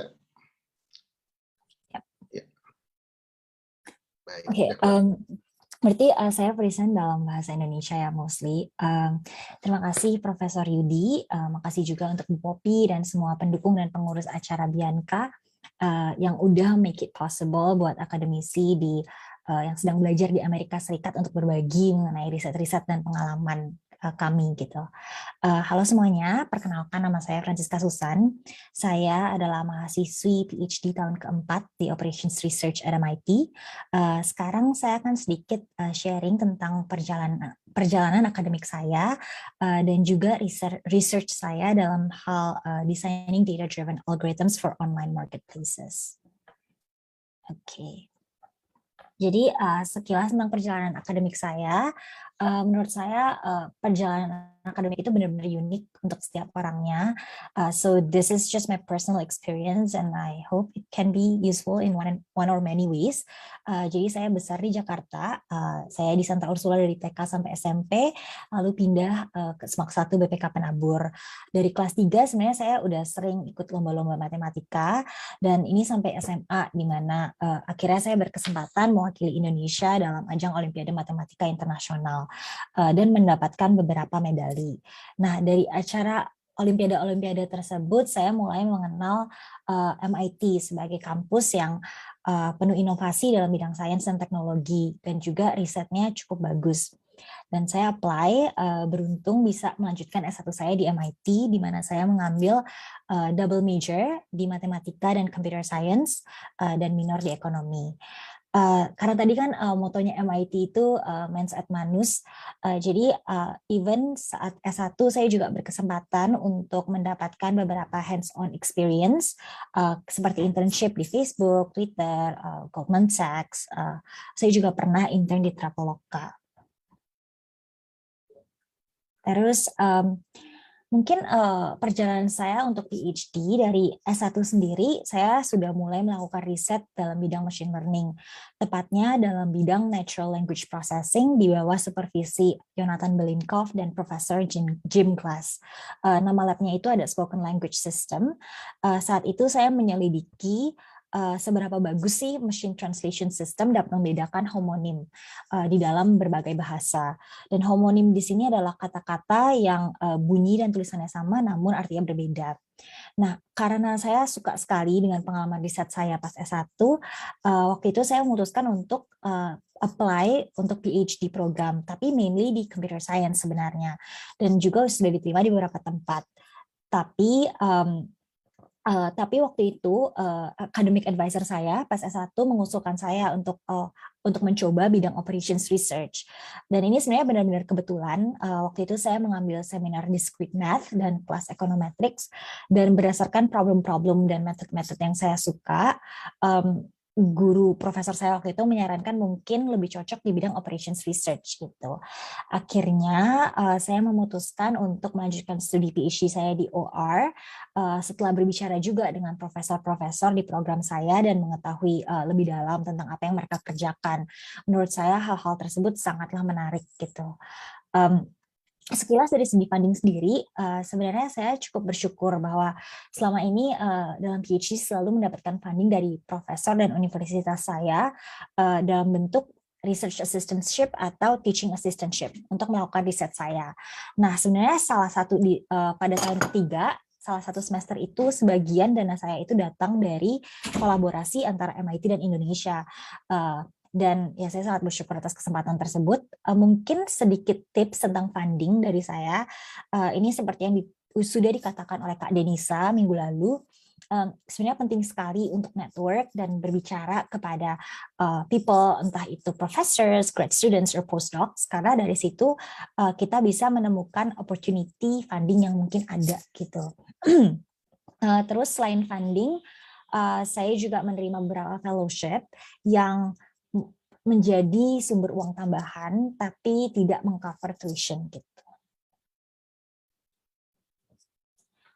Terus saya akan membahas sekilas tentang riset saya. Jadi dalam melakukan riset ini saya dibimbing oleh advisor saya, Profesor Negin Golrize, yang adalah KDD Career Development Professor di Communications and Technology and Assistant Professor at MIT Sloan School of Management. Jadi sebenarnya program saya itu punya departemen sendiri, tapi karena profesor saya di Sloan, saya mempunyai hubungan yang cukup dekat dengan Sloan. Secara garis besar, research area saya itu adalah di intersection antara machine learning, combinatorial algorithms, approximation algorithms, dan mechanism design yang diaplikasikan dalam hal revenue management, assortment planning, dan online markets. Nah, sebenarnya secara lebih konkretnya, saya merancang machine learning dan algoritma berbasis data untuk online marketplaces seperti Amazon, Google, dan Facebook. Di sini saya menyebut Google dan Facebook karena sebenarnya mereka juga marketplaces tapi untuk ads gitu. Problem dalam online marketplaces yang saya tinjau adalah bagaimana platform harus menentukan decisions untuk setiap customer atau user, seperti barang apa yang ditawarkan, atau berapa harga dari masing-masing barang yang ditawarkan, atau bagaimana dari urutan dari barang yang ditawarkan untuk masing-masing user gitu. Dan tujuannya itu untuk memaksimalkan suatu objektif tertentu seperti revenue atau market share. Dan ini pun dalam ketidakpastian yang bisa berganti dalam waktu ke waktu. Nah, arti uncertainty atau ketidakpastian di sini yang saya maksud adalah tanpa mengetahui secara pasti preferensi dan pilihan customer, dan itu pun preferensi customer bisa berubah terus gitu. Dan jadi ada dua komponen besar di sini. Yang pertama adalah decision making under uncertainty untuk memaksimalkan objektif tertentu. Yang kedua adalah ketidakpastiannya yang berganti dari waktu ke waktu. Mungkin agar lebih konkret, saya bisa memberikan beberapa contoh. Misalnya, ini adalah sebuah online ticket platform atau marketplace yang mengurutkan produk mereka, bagaimana cara mereka mengurutkan produk secara optimal berdasarkan profil customer yang datang untuk memudahkan customer mencari dan membeli tiket yang mereka inginkan gitu. Contoh lainnya misalnya di sini itu bagaimana sebuah search platform menaruh ads menempatkan ads mereka untuk memaksimalkan probabilitas iklan tersebut diklik oleh user. Saya mempelajari masalah tersebut dalam framework yang lebih general dan merancang algoritma berdasarkan data-data yang sudah dikumpulkan agar online marketplaces itu bisa memaksimalkan objektif mereka. Biasanya revenue sih. Terus ini adalah beberapa project dan publikasi saya sejauh ini dalam hal topik tersebut. Pertama, saya meninjau bagaimana kita bisa merancang algoritma untuk problem-problem kombinatorial dalam lingkungan yang berubah dari waktu ke waktu. Paper ini sedang under review untuk Management Science Journal dan pernah dipresentasikan dalam Informs Meeting 2020, Market Innovation Workshop 2020, dan EC Conference 2021. Lalu yang kedua ini, saya merancang algoritma untuk mengestimasi customer choice model yang non-parametrik secara aktif. Maksudnya secara aktif adalah platform itu mempunyai kebebasan seutuhnya untuk menentukan set barang apa yang akan mereka tawarkan kepada customer untuk mempelajari preferensi dari customer gitu. Paper ini sudah pernah dipresentasikan di Informs Annual Meeting tahun 2021. Lalu yang proyek ketiga ini, saya merancang algoritma agar suatu online platform itu bisa menentukan set of barang mana yang ditawarkan kepada customer agar masing-masing barang itu mendapatkan exposure yang proporsional dengan kualitasnya. Maksudnya agar barang yang kualitasnya mirip juga mendapatkan exposure yang mirip gitu, walaupun salah satunya mungkin lebih terkenal daripada yang lainnya. Nah, semua ini juga sambil mengoptimalkan market share dari online platform tersebut. Salah satu kolaborator saya untuk Project Tracker ini adalah Pak Edi dari Prof. Edi dari ITB, karena ini adalah project dengan Indonesia juga. Selain itu, saya juga pernah membantu Facebook merancang algoritma untuk online marketplace di bidang advertising market, dan sekarang sedang mengerjakan proyek-proyek lainnya dalam bidang game equilibrium dan online learning. Oke, sekian dari saya. Jika ada pertanyaan atau komentar, can just contact me. That's my email there.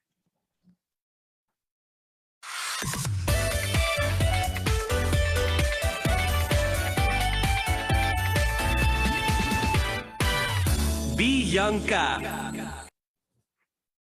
Baik, terima kasih sudah sama-sama kita dengarkan tadi dari Francisca Susan, mahasiswa doktor di bidang operation ya, manajemen dari MIT. Sehubungan dengan keterbatasan waktu ya, jadi sebelum sesi diskusi, Mbak Susan ya, kita dengarkan dulu paparan dari presenter ketiga ya, dan baru nanti kita lanjutkan diskusi.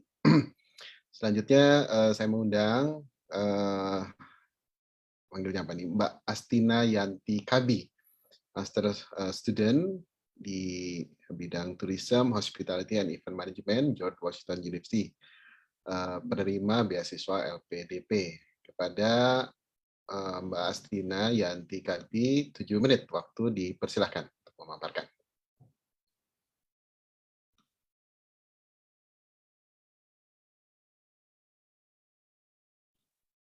Suaranya masih di mute.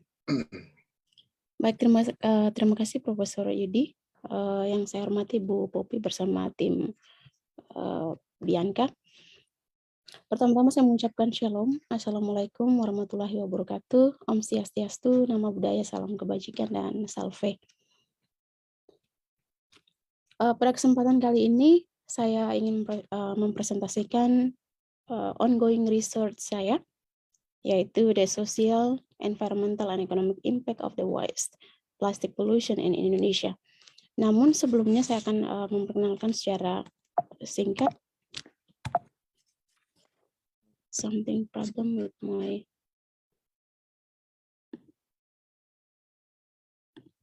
okay.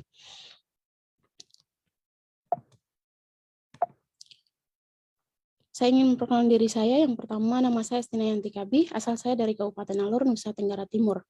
Alor merupakan pulau paling ujung timur dari Nusa Tenggara Timur. Gambar pertama ini merupakan gambar ibu kota saya. Kemudian gambar kedua merupakan salah satu suku terbesar yang ada di Kabupaten Alor, yaitu suku Abui. Dan dari kota inilah lahir gereja Ishak dan juga gereja Ismail dan juga Masjid Ishak.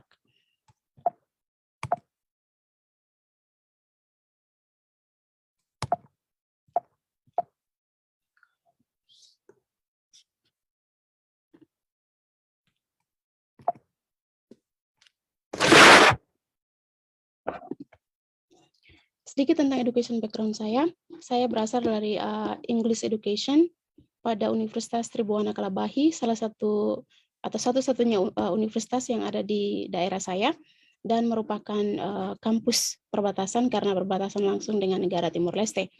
Tetapi sekarang saya istilahnya banting setir ke dunia tourism, dan saya mengambil sustainable tourism, fokusnya di George Washington University di Amerika Serikat.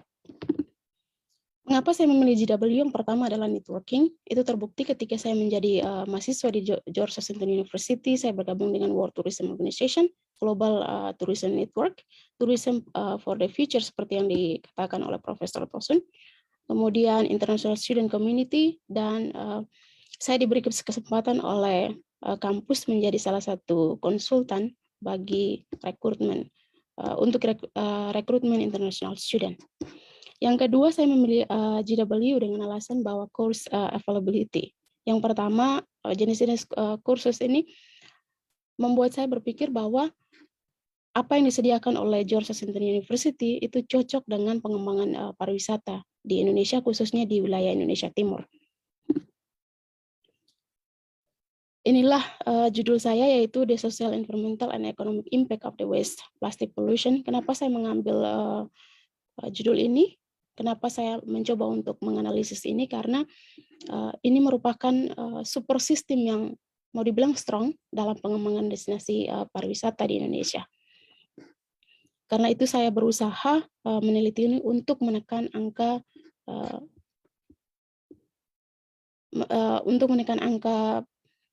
produksi sampah plastik di Indonesia. Problem yang dihasilkan oleh sampah plastik. Yang pertama adalah kita menjadi gong dunia. Kalau bukan nomor 3, pasti nomor 2 menjadi produksi sampah plastik terbesar dunia. Yang mengakibatkan pada tahun 2019 itu ada whale yang mati akibat sampah plastik. Pada tahun 2019, tahun yang sama, juga di Kulon Progo, ada turtle yang mati dikarenakan sampah plastik di laut. Dan yang paling menghebohkan adalah pada tahun 2019, ada seorang diver dari UK yang mendapati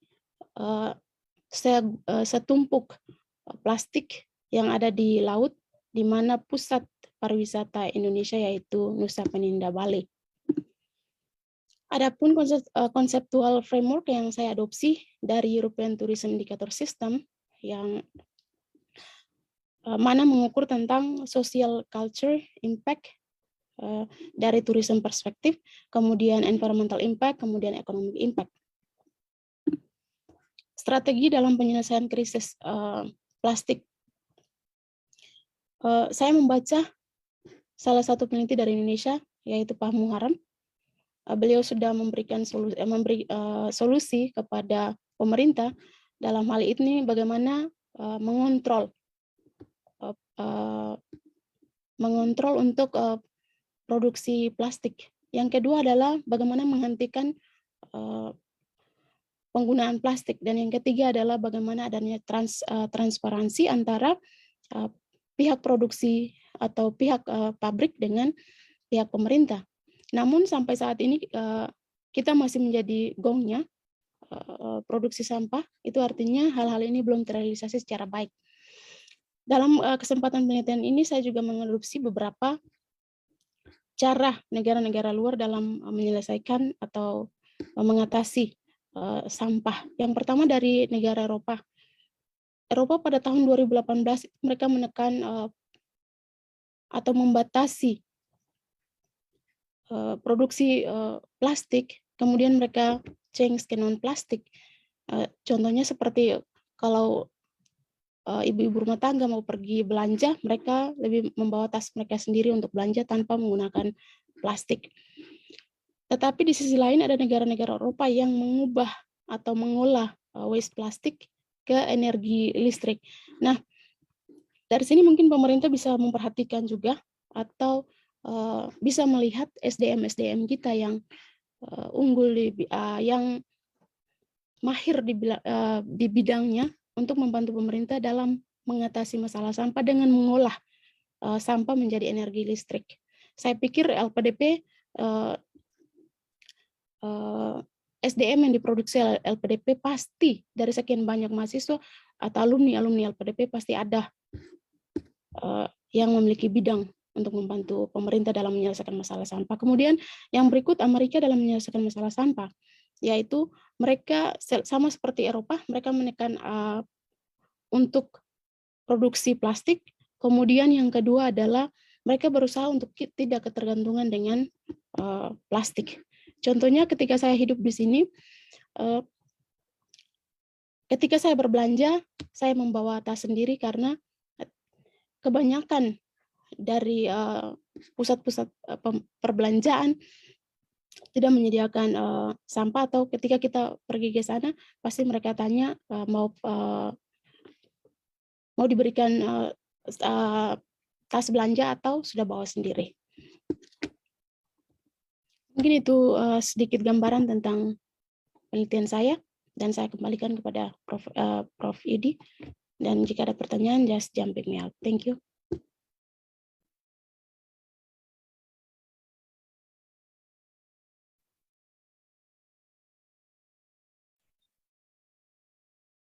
Baik, tidak ada jingle.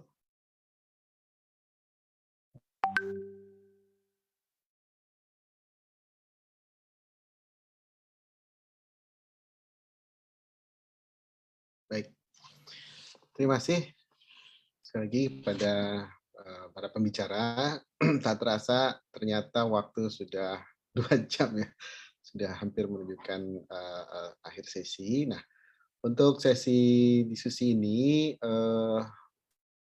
sedikit saja ya. Ini yang satu S3, yang satu S2 ya. Jadi untuk yang S3 nih Susan ya. Di Amerika itu kan ada fast track mungkin kalau di Indonesia ya. Jadi dari S1 leading to PhD. Nah, barangkali bisa cerita seperti apa dan bagaimana cara mendapatkannya ya. Lalu untuk Astina ini luar biasa ya perwakilan kita di sana. Seberapa ketat mungkin ya mendapatkan kesempatan belajar di George Washington University. Itu saja dari saya, tapi kalau ada hal lain ya, karena sudah beberapa ada pertanyaan di chat, boleh langsung juga direspon. Silakan, kesempatan pertama kepada Mbak Francisca Susan. Iya, jadi sebenarnya iya di sini bisa langsung dari S1 daftar ke PhD kalau udah ada riset experience sebelumnya gitu. Entah itu kayak pernah magang sama profesor atau kayak di summer working for like a lab gitu. Tapi I would say di sini program PhD-nya itu biasa lebih lama daripada di Eropa.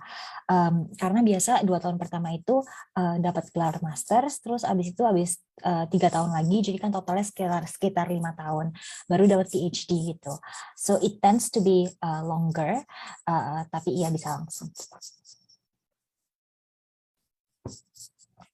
Baik, barangkali ada closing statement kan untuk sharing kepada para audiens. Dari saya. Ya. Ya menurut saya untuk apply ke program PhD itu sebenarnya asal punya riset experience yang bagus, recommendation letters yang mendukung, it's definitely possible, so should try it. Oke, baik, thank you. Yang penting tetap semangat ya, tidak putus asa dalam mencoba beasiswa. Selanjutnya dipersilakan kepada Astina untuk merespon pertanyaan tadi. Baik, Prof. The challenging ya, Prof. Ya, seberapa susah masuk sana, seberapa ketat mungkin peserta dan lain-lainnya. Ya, kalau untuk masuk ke George Washington University cukup ketat karena ada skor IELTS yang cukup tinggi yaitu 7. Tetapi as long as you can communicate itu lebih bagus karena komunikasi itu penting. Karena selain skor IELTS atau skor GMAT, kita ada live atau kita ada interview khusus dengan admission. Kemudian untuk challenge dalam belajar, saya merasa bahwa kita memiliki budaya akademisi yang cukup berbeda. Ketika itu pandangan saya bahwa kita memiliki perbedaan budaya akademisi, sama contohnya seperti hubungan antara lecturer dan juga student yang luar biasa profesional. Kemudian kita memiliki sistem pembelajaran yang cukup kolaboratif, kemudian target waktu yang cukup menekan, tetapi saya secara pribadi bahwa ketika saya ditekan, saya tidak tertekan, tetapi ketika saya semakin ditekan, saya mencari jalan keluar. Jadi at least 3 bulan saya sedikit distract, tetapi after that mencoba untuk adaptasi dengan sistem pembelajaran yang ada di George Washington University. Baik, terima kasih, luar biasa sekali, ini sangat menyemangati ya. Ini tak terasa ini karena waktu juga yang membatasi ya, rasanya banyak sekali pertanyaan yang akan bisa dielaborasi. Untuk kontak lebih lanjut barangkali boleh di-share ya, alamat email mungkin di chat, kalau berkenan ya, sehingga nanti tujuan seminar ini ya untuk meningkatkan peluang ya, mahasiswa Indonesia bisa lebih tinggi. Mengakhiri sesi ini ya, saya pikir cukup dulu. Terima kasih sekali lagi kepada Francisca Putri Winahadi Wijaya, Francisca Susan, juga Astina Yanti Kabi. Good luck for your study ya, segera lancar, segera lulus lah, lancar dan meraih cita-citanya dengan sebaik mungkin. Dan dengan demikian berakhir sesi untuk kedua ini, sharing pengalaman dari para mahasiswa kita. Big applause ya untuk semuanya. Selanjutnya kita akan masuk ke sesi ketiga, sesi terakhir. We will have LPDP session ya. Dan sesi ini akan langsung dipandu oleh Ibu Berliana dari LPDP. Untuk itu saya persilahkan Ibu Liana untuk memimpin jalannya sesi ketiga.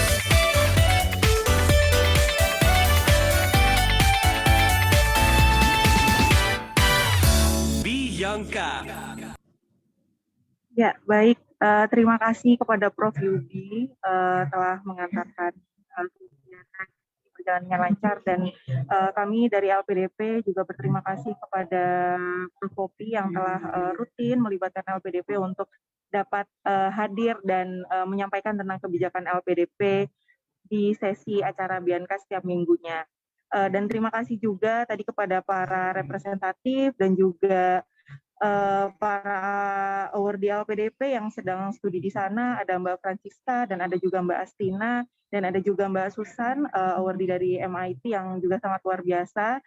Meneruskan apa yang tadi setelah disampaikan oleh Bapak Wisnu mengenai kebijakan beasiswa LPDP, begitu juga dengan sedikit cerita dari Mbak Francisca dan Mbak Astina tentang beberapa informasi mengenai beasiswa LPDP. Saya akan menyampaikan kebijakan beasiswa LPDP di tahun 2021.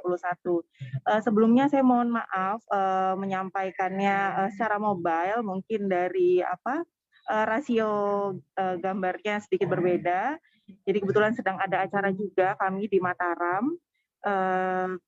Kami juga tetap ingin bercerita di acara Bianca ini mengenai kebijakan beasiswa LPDP. Saya izin share screen. Ya.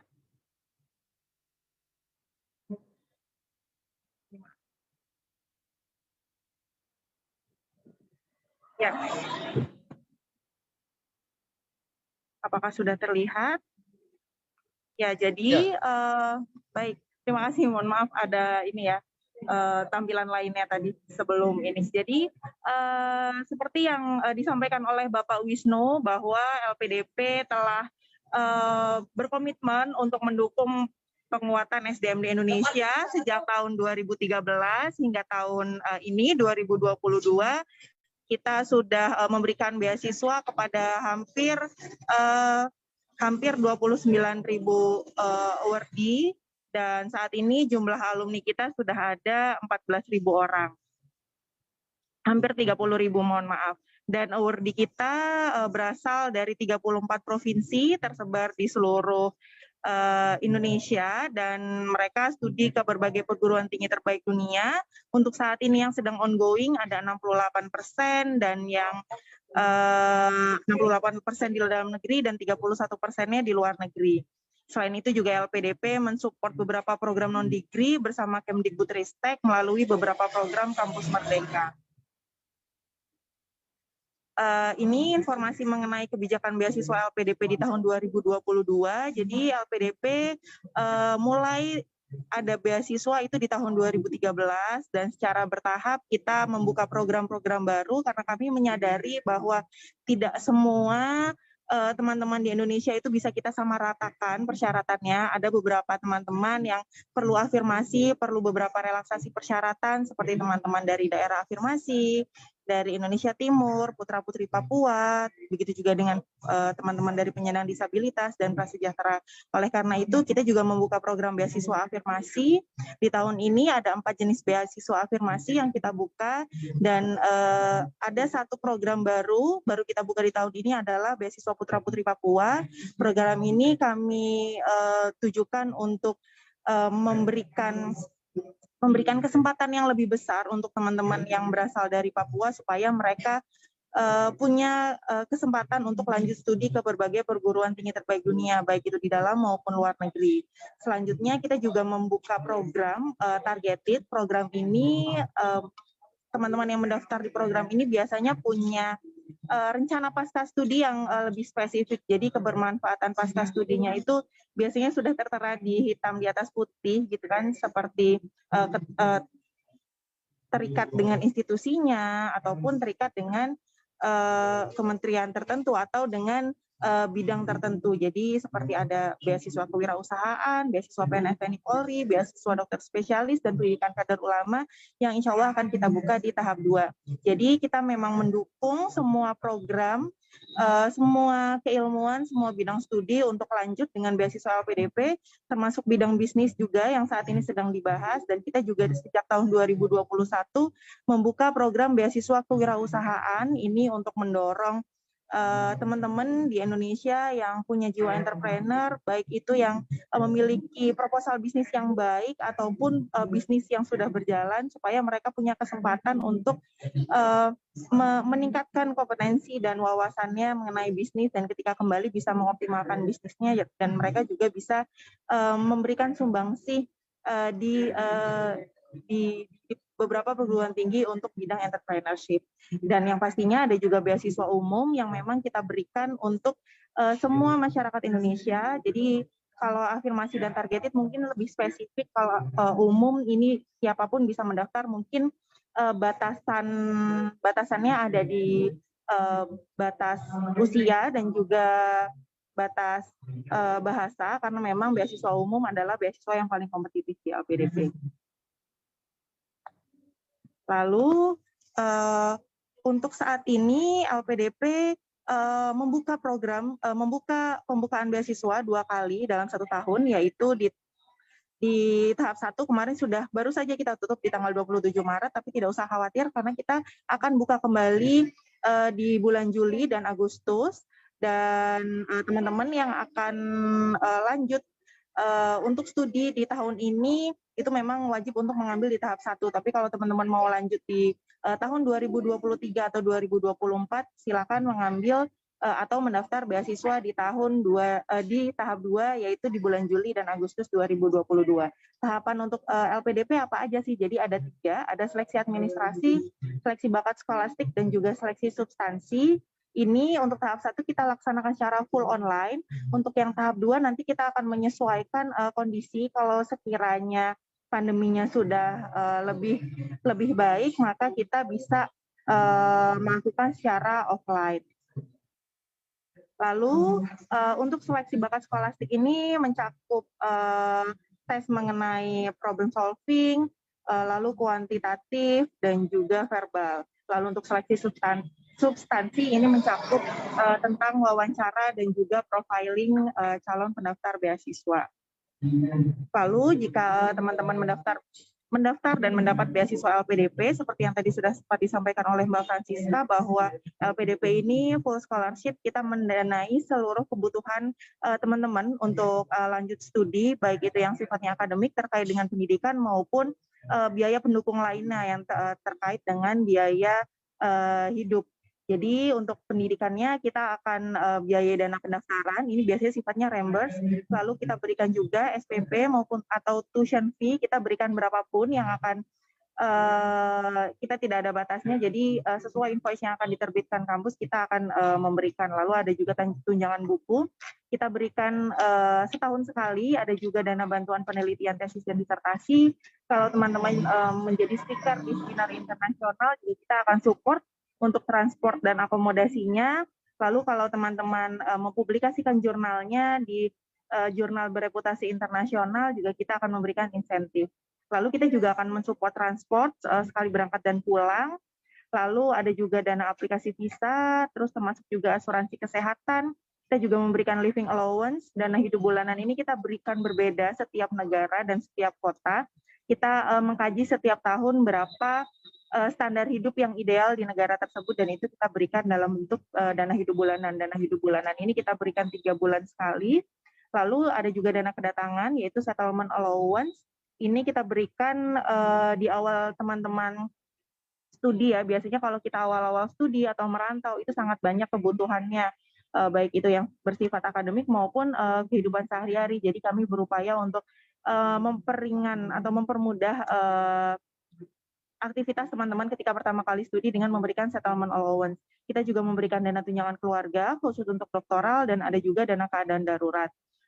Untuk teman-teman yang afirmasi, kita juga akan mensupport untuk biaya pengayaan bahasa, karena biasanya untuk afirmasi itu kita memiliki relaksasi persyaratan bahasa ya. Jadi ketika mereka perlu apply ke kampus tujuan, biasanya mereka perlu meningkatkan juga standar bahasa yang sudah mereka punya. Jadi kita memfasilitasi mereka dengan program pengayaan. Kita juga memberikan biaya pendukung untuk teman-teman dari disabilitas, karena biasanya mereka untuk beraktivitas atau kehidupan sehari-hari membutuhkan pendamping, dan kita akan mensupport biaya untuk pendampingnya.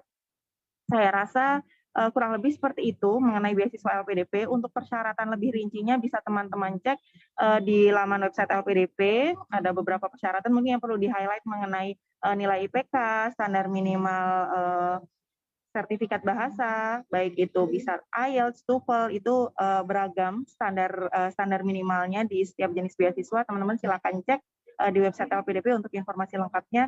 Mungkin untuk selanjutnya kita lanjutkan ditanya jawab, kami kembalikan kepada moderator. Terima kasih.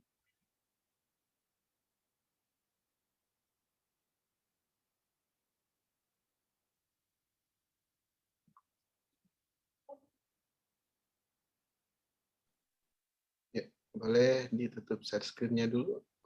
Iya, siap. Bentar ya.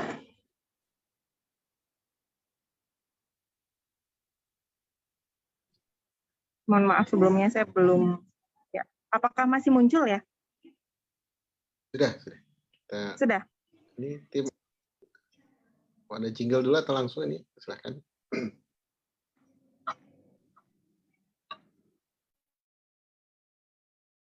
Bisa langsung Q&A, Pak. Oh, baik. Terima kasih.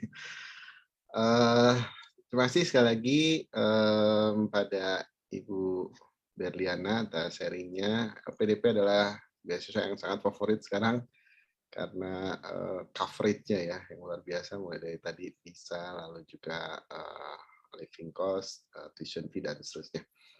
Dan rasanya banyak berharap ya dengan program ini. Ini sudah ada beberapa pertanyaan terkait yang pertama batasan usia ya. Mungkin bisa cerita sedikit Bu, apakah ada batasan?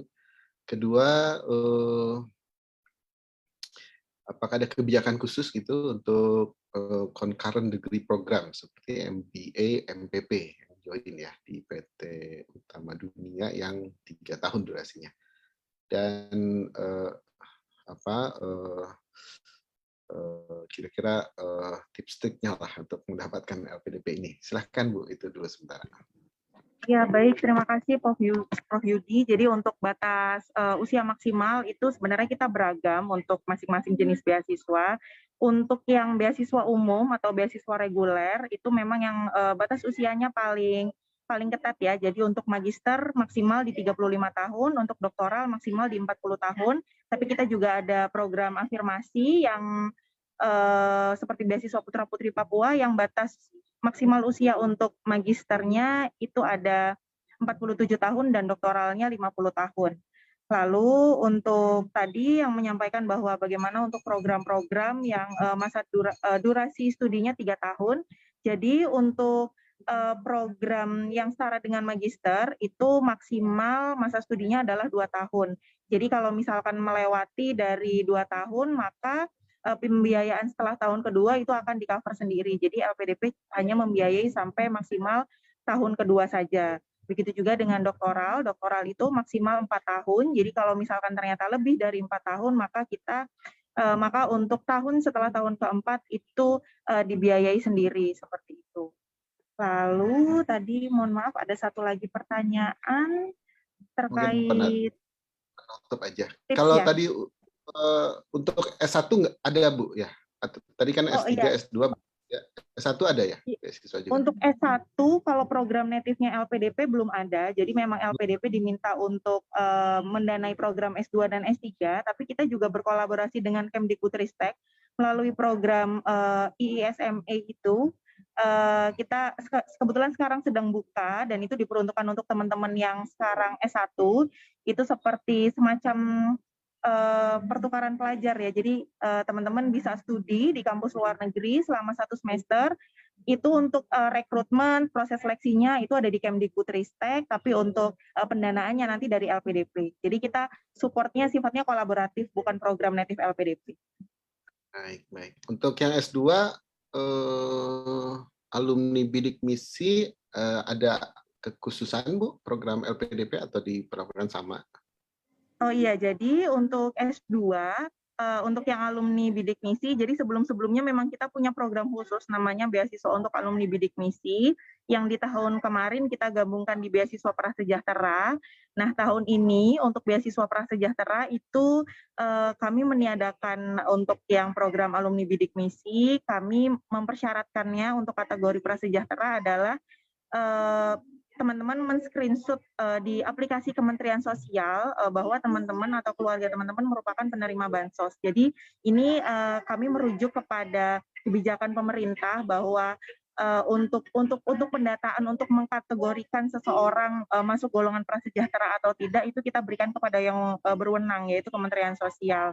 Dan begitu juga dengan kebijakan kartu KIP dari Kemdikbud juga sudah merujuk ke website Kemensos. Jadi kami untuk menentukan siapa yang prasejahtera atau tidak, itu kami percayakan kepada Kemensos. Kalau misalkan ternyata memang teman-teman merasa bahwa teman-teman berhak atas bantuan sosial tersebut atau berhak atas bantuan dari Kemensos, maka teman-teman bisa mengajukan atau menyampaikan ke pemerintah setempat atau dinas setempat yang nanti akan meneruskan ke Kemensos. Jadi jika memang tidak ada datanya di situ, bisa selanjutnya diproses di Kemensos seperti itu Pak untuk kategorian prasejahtera. Baik, terima kasih. Menarik sekali dan semakin lama semakin banyak daftar pertanyaannya. Sedikit saja barangkali karena batasan waktu ya, saya akan bacakan pertanyaannya Bu dan mungkin juga langsung closing remark saja. Yang pertama, apakah ada persyaratan khusus tambahan untuk S3 selain LOA dan proposal penelitian ya? Itu apakah ada tambahan khusus ya untuk dapatkan LPDP? Yeah. Yang kedua, untuk program kader ulama nih, apakah ada program khusus ya? Lalu ini banyak ya. Untuk usia 50 tahun, mengapa hanya berlaku khusus di wilayah Papua, tidak semuanya diberi kesempatan itu. Dan terakhir adalah apakah, nah ini pertanyaan saya tadi juga, bagaimana kiat khusus bagi yang akan apply di luar negeri agar bisa dapat beasiswa LPDP. Itu barangkali ya, silakan Bu Beliana. Baik, terima kasih Prof. Yudi. Jadi untuk pertanyaan pertama, untuk teman-teman yang akan lanjut di doktoral, persyaratan yang membedakan hanya di proposal penelitian, jadi tidak ada persyaratan tambahan lain, yang pasti proposal penelitiannya harus sudah matang dan bisa disampaikan dengan baik pada saat interview. Begitu juga dengan LOE, kebetulan saat ini juga doktoral tidak mewajibkan LOE, tapi jika sudah punya itu bisa lebih meyakinkan interviewer kami bahwa rekan-rekan pendaftar sudah lebih matang gitu. Tapi kalau belum punya pun juga tidak apa-apa. Lalu yang kedua untuk batas usia memang kami berharap ketika teman-teman selesai studi itu bisa lebih lama ya, lebih panjang waktu bisa berkiprah dan berkaryanya gitu. Jadi bisa lebih banyak dirasakan manfaatnya oleh banyak orang. Dan sejauh ini juga arahannya untuk batas usia memang sebagaimana yang kami sampaikan di kebijakan LPDP, Untuk Papua memang kita bedakan karena memang kami menyadari bahwa akses informasi, akses pendidikan di sana juga sangat berbeda dengan kita yang mungkin di kota besar. Jadi memang relaksasi tersebut perlu kita berikan ke Papua. Namun untuk yang lain karena kita percaya teman-teman memiliki akses yang lebih baik, jadi persyaratannya mungkin sedikit lebih ketat ya kalau dibanding dengan Papua seperti itu. Lalu yang ketiga untuk beasiswa kader ulama insya Allah akan kita buka di tahap kedua dan semoga juga segera ada program-program lainnya dari agama-agama lainnya bersama Kemenak untuk bisa kita buka gitu. Lalu yang terakhir untuk tips dan triknya mungkin setiap tahapan seleksi itu punya tips tersendiri. Jadi untuk seleksi administrasi itu tipsnya adalah teman-teman mempersiapkan dokumennya dengan baik jauh-jauh hari dan jangan mepet untuk menguploadnya. Pastikan dokumennya sudah benar penamaannya dan ketika upload tidak salah. Lalu untuk seleksi bakat skolastik itu karena mungkin modelnya seperti TPA, tipsnya adalah teman-teman sering-sering latihan supaya ketika nanti di hari H seleksi bakat skolastik itu tidak terkejut gitu. Jadi bisa lebih siap. Lalu untuk seleksi substansi wawancara ini kita lebih banyak menanyakan mengenai kesiapan studi teman-teman dan juga rencana pasca studinya baik itu apa yang sifatnya akademik maupun non akademik. Jadi kami ingin teman-teman ketika mendaftar ke LPDP itu sudah tahu apa yang ingin dilakukan, apa yang ingin berkarya seperti apa ketika kembali ke Indonesia. Jadi teman-teman silakan disiapkan dengan baik dan ketika interview silakan disampaikan dengan meyakinkan kepada para interviewer kami.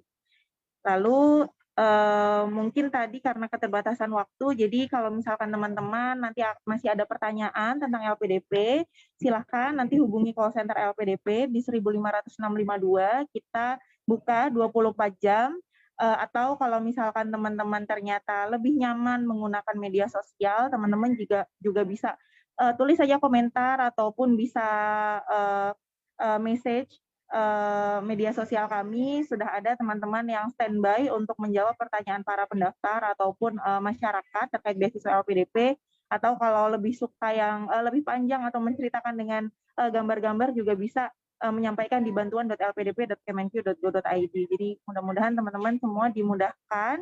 Dan tadi arahan dari Prof. Yudi juga diminta sekalian untuk closing statement. Jadi terima kasih untuk Prof.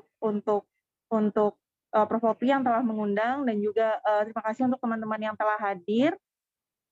Beasiswa LPDP ini merupakan kesempatan yang sangat baik yang diberikan oleh pemerintah Indonesia, sebuah investasi yang nilainya cukup besar ya, yang sangat besar yang didedikasikan untuk teman-teman lanjut studi S2 dan S3.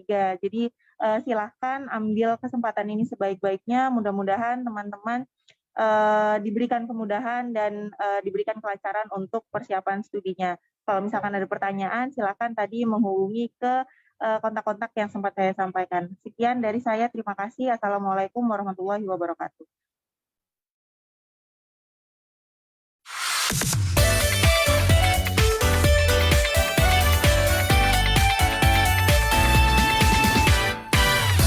Bianca. Ya, baik, terima kasih banyak Bu Berliana. Bapak Ibu hadirin yang saya hormati, ladies and gentlemen, tak terasa kita sudah memasuki penghujung sesi ini. Sangat menarik tadi sesi LPDP dan sudah banyak juga pertanyaan tambahan. Tapi seperti yang tadi Bu Liana sampaikan ya, jadi jika ada pertanyaan bisa mengakses langsung baik dari situs maupun sosial medianya. Dan saya pikir ini menunjukkan antusiasme yang luar biasa ya bagi masyarakat Indonesia kita untuk meningkatkan kualitas pendidikannya. Sekali lagi terima kasih Bu Berliana dan juga terima kasih pada LPDP yang telah fasilitasi kegiatan dan juga pendidikan di Indonesia. Bapak Ibu hadirin yang saya hormati, selanjutnya kita memasuki sesi terakhir, yaitu beberapa informasi sebelum penutupan. Panitia akan mengirimkan link evaluasi, mohon berkenan untuk mengisi.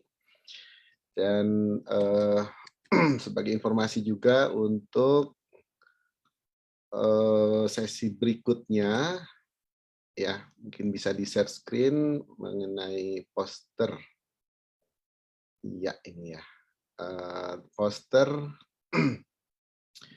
kegiatan Bianca ke-29 dengan tema Nuclear Engineering, Chemical and Nuclear. Mungkin sudah terlihat di layar Bapak Ibu semua ya.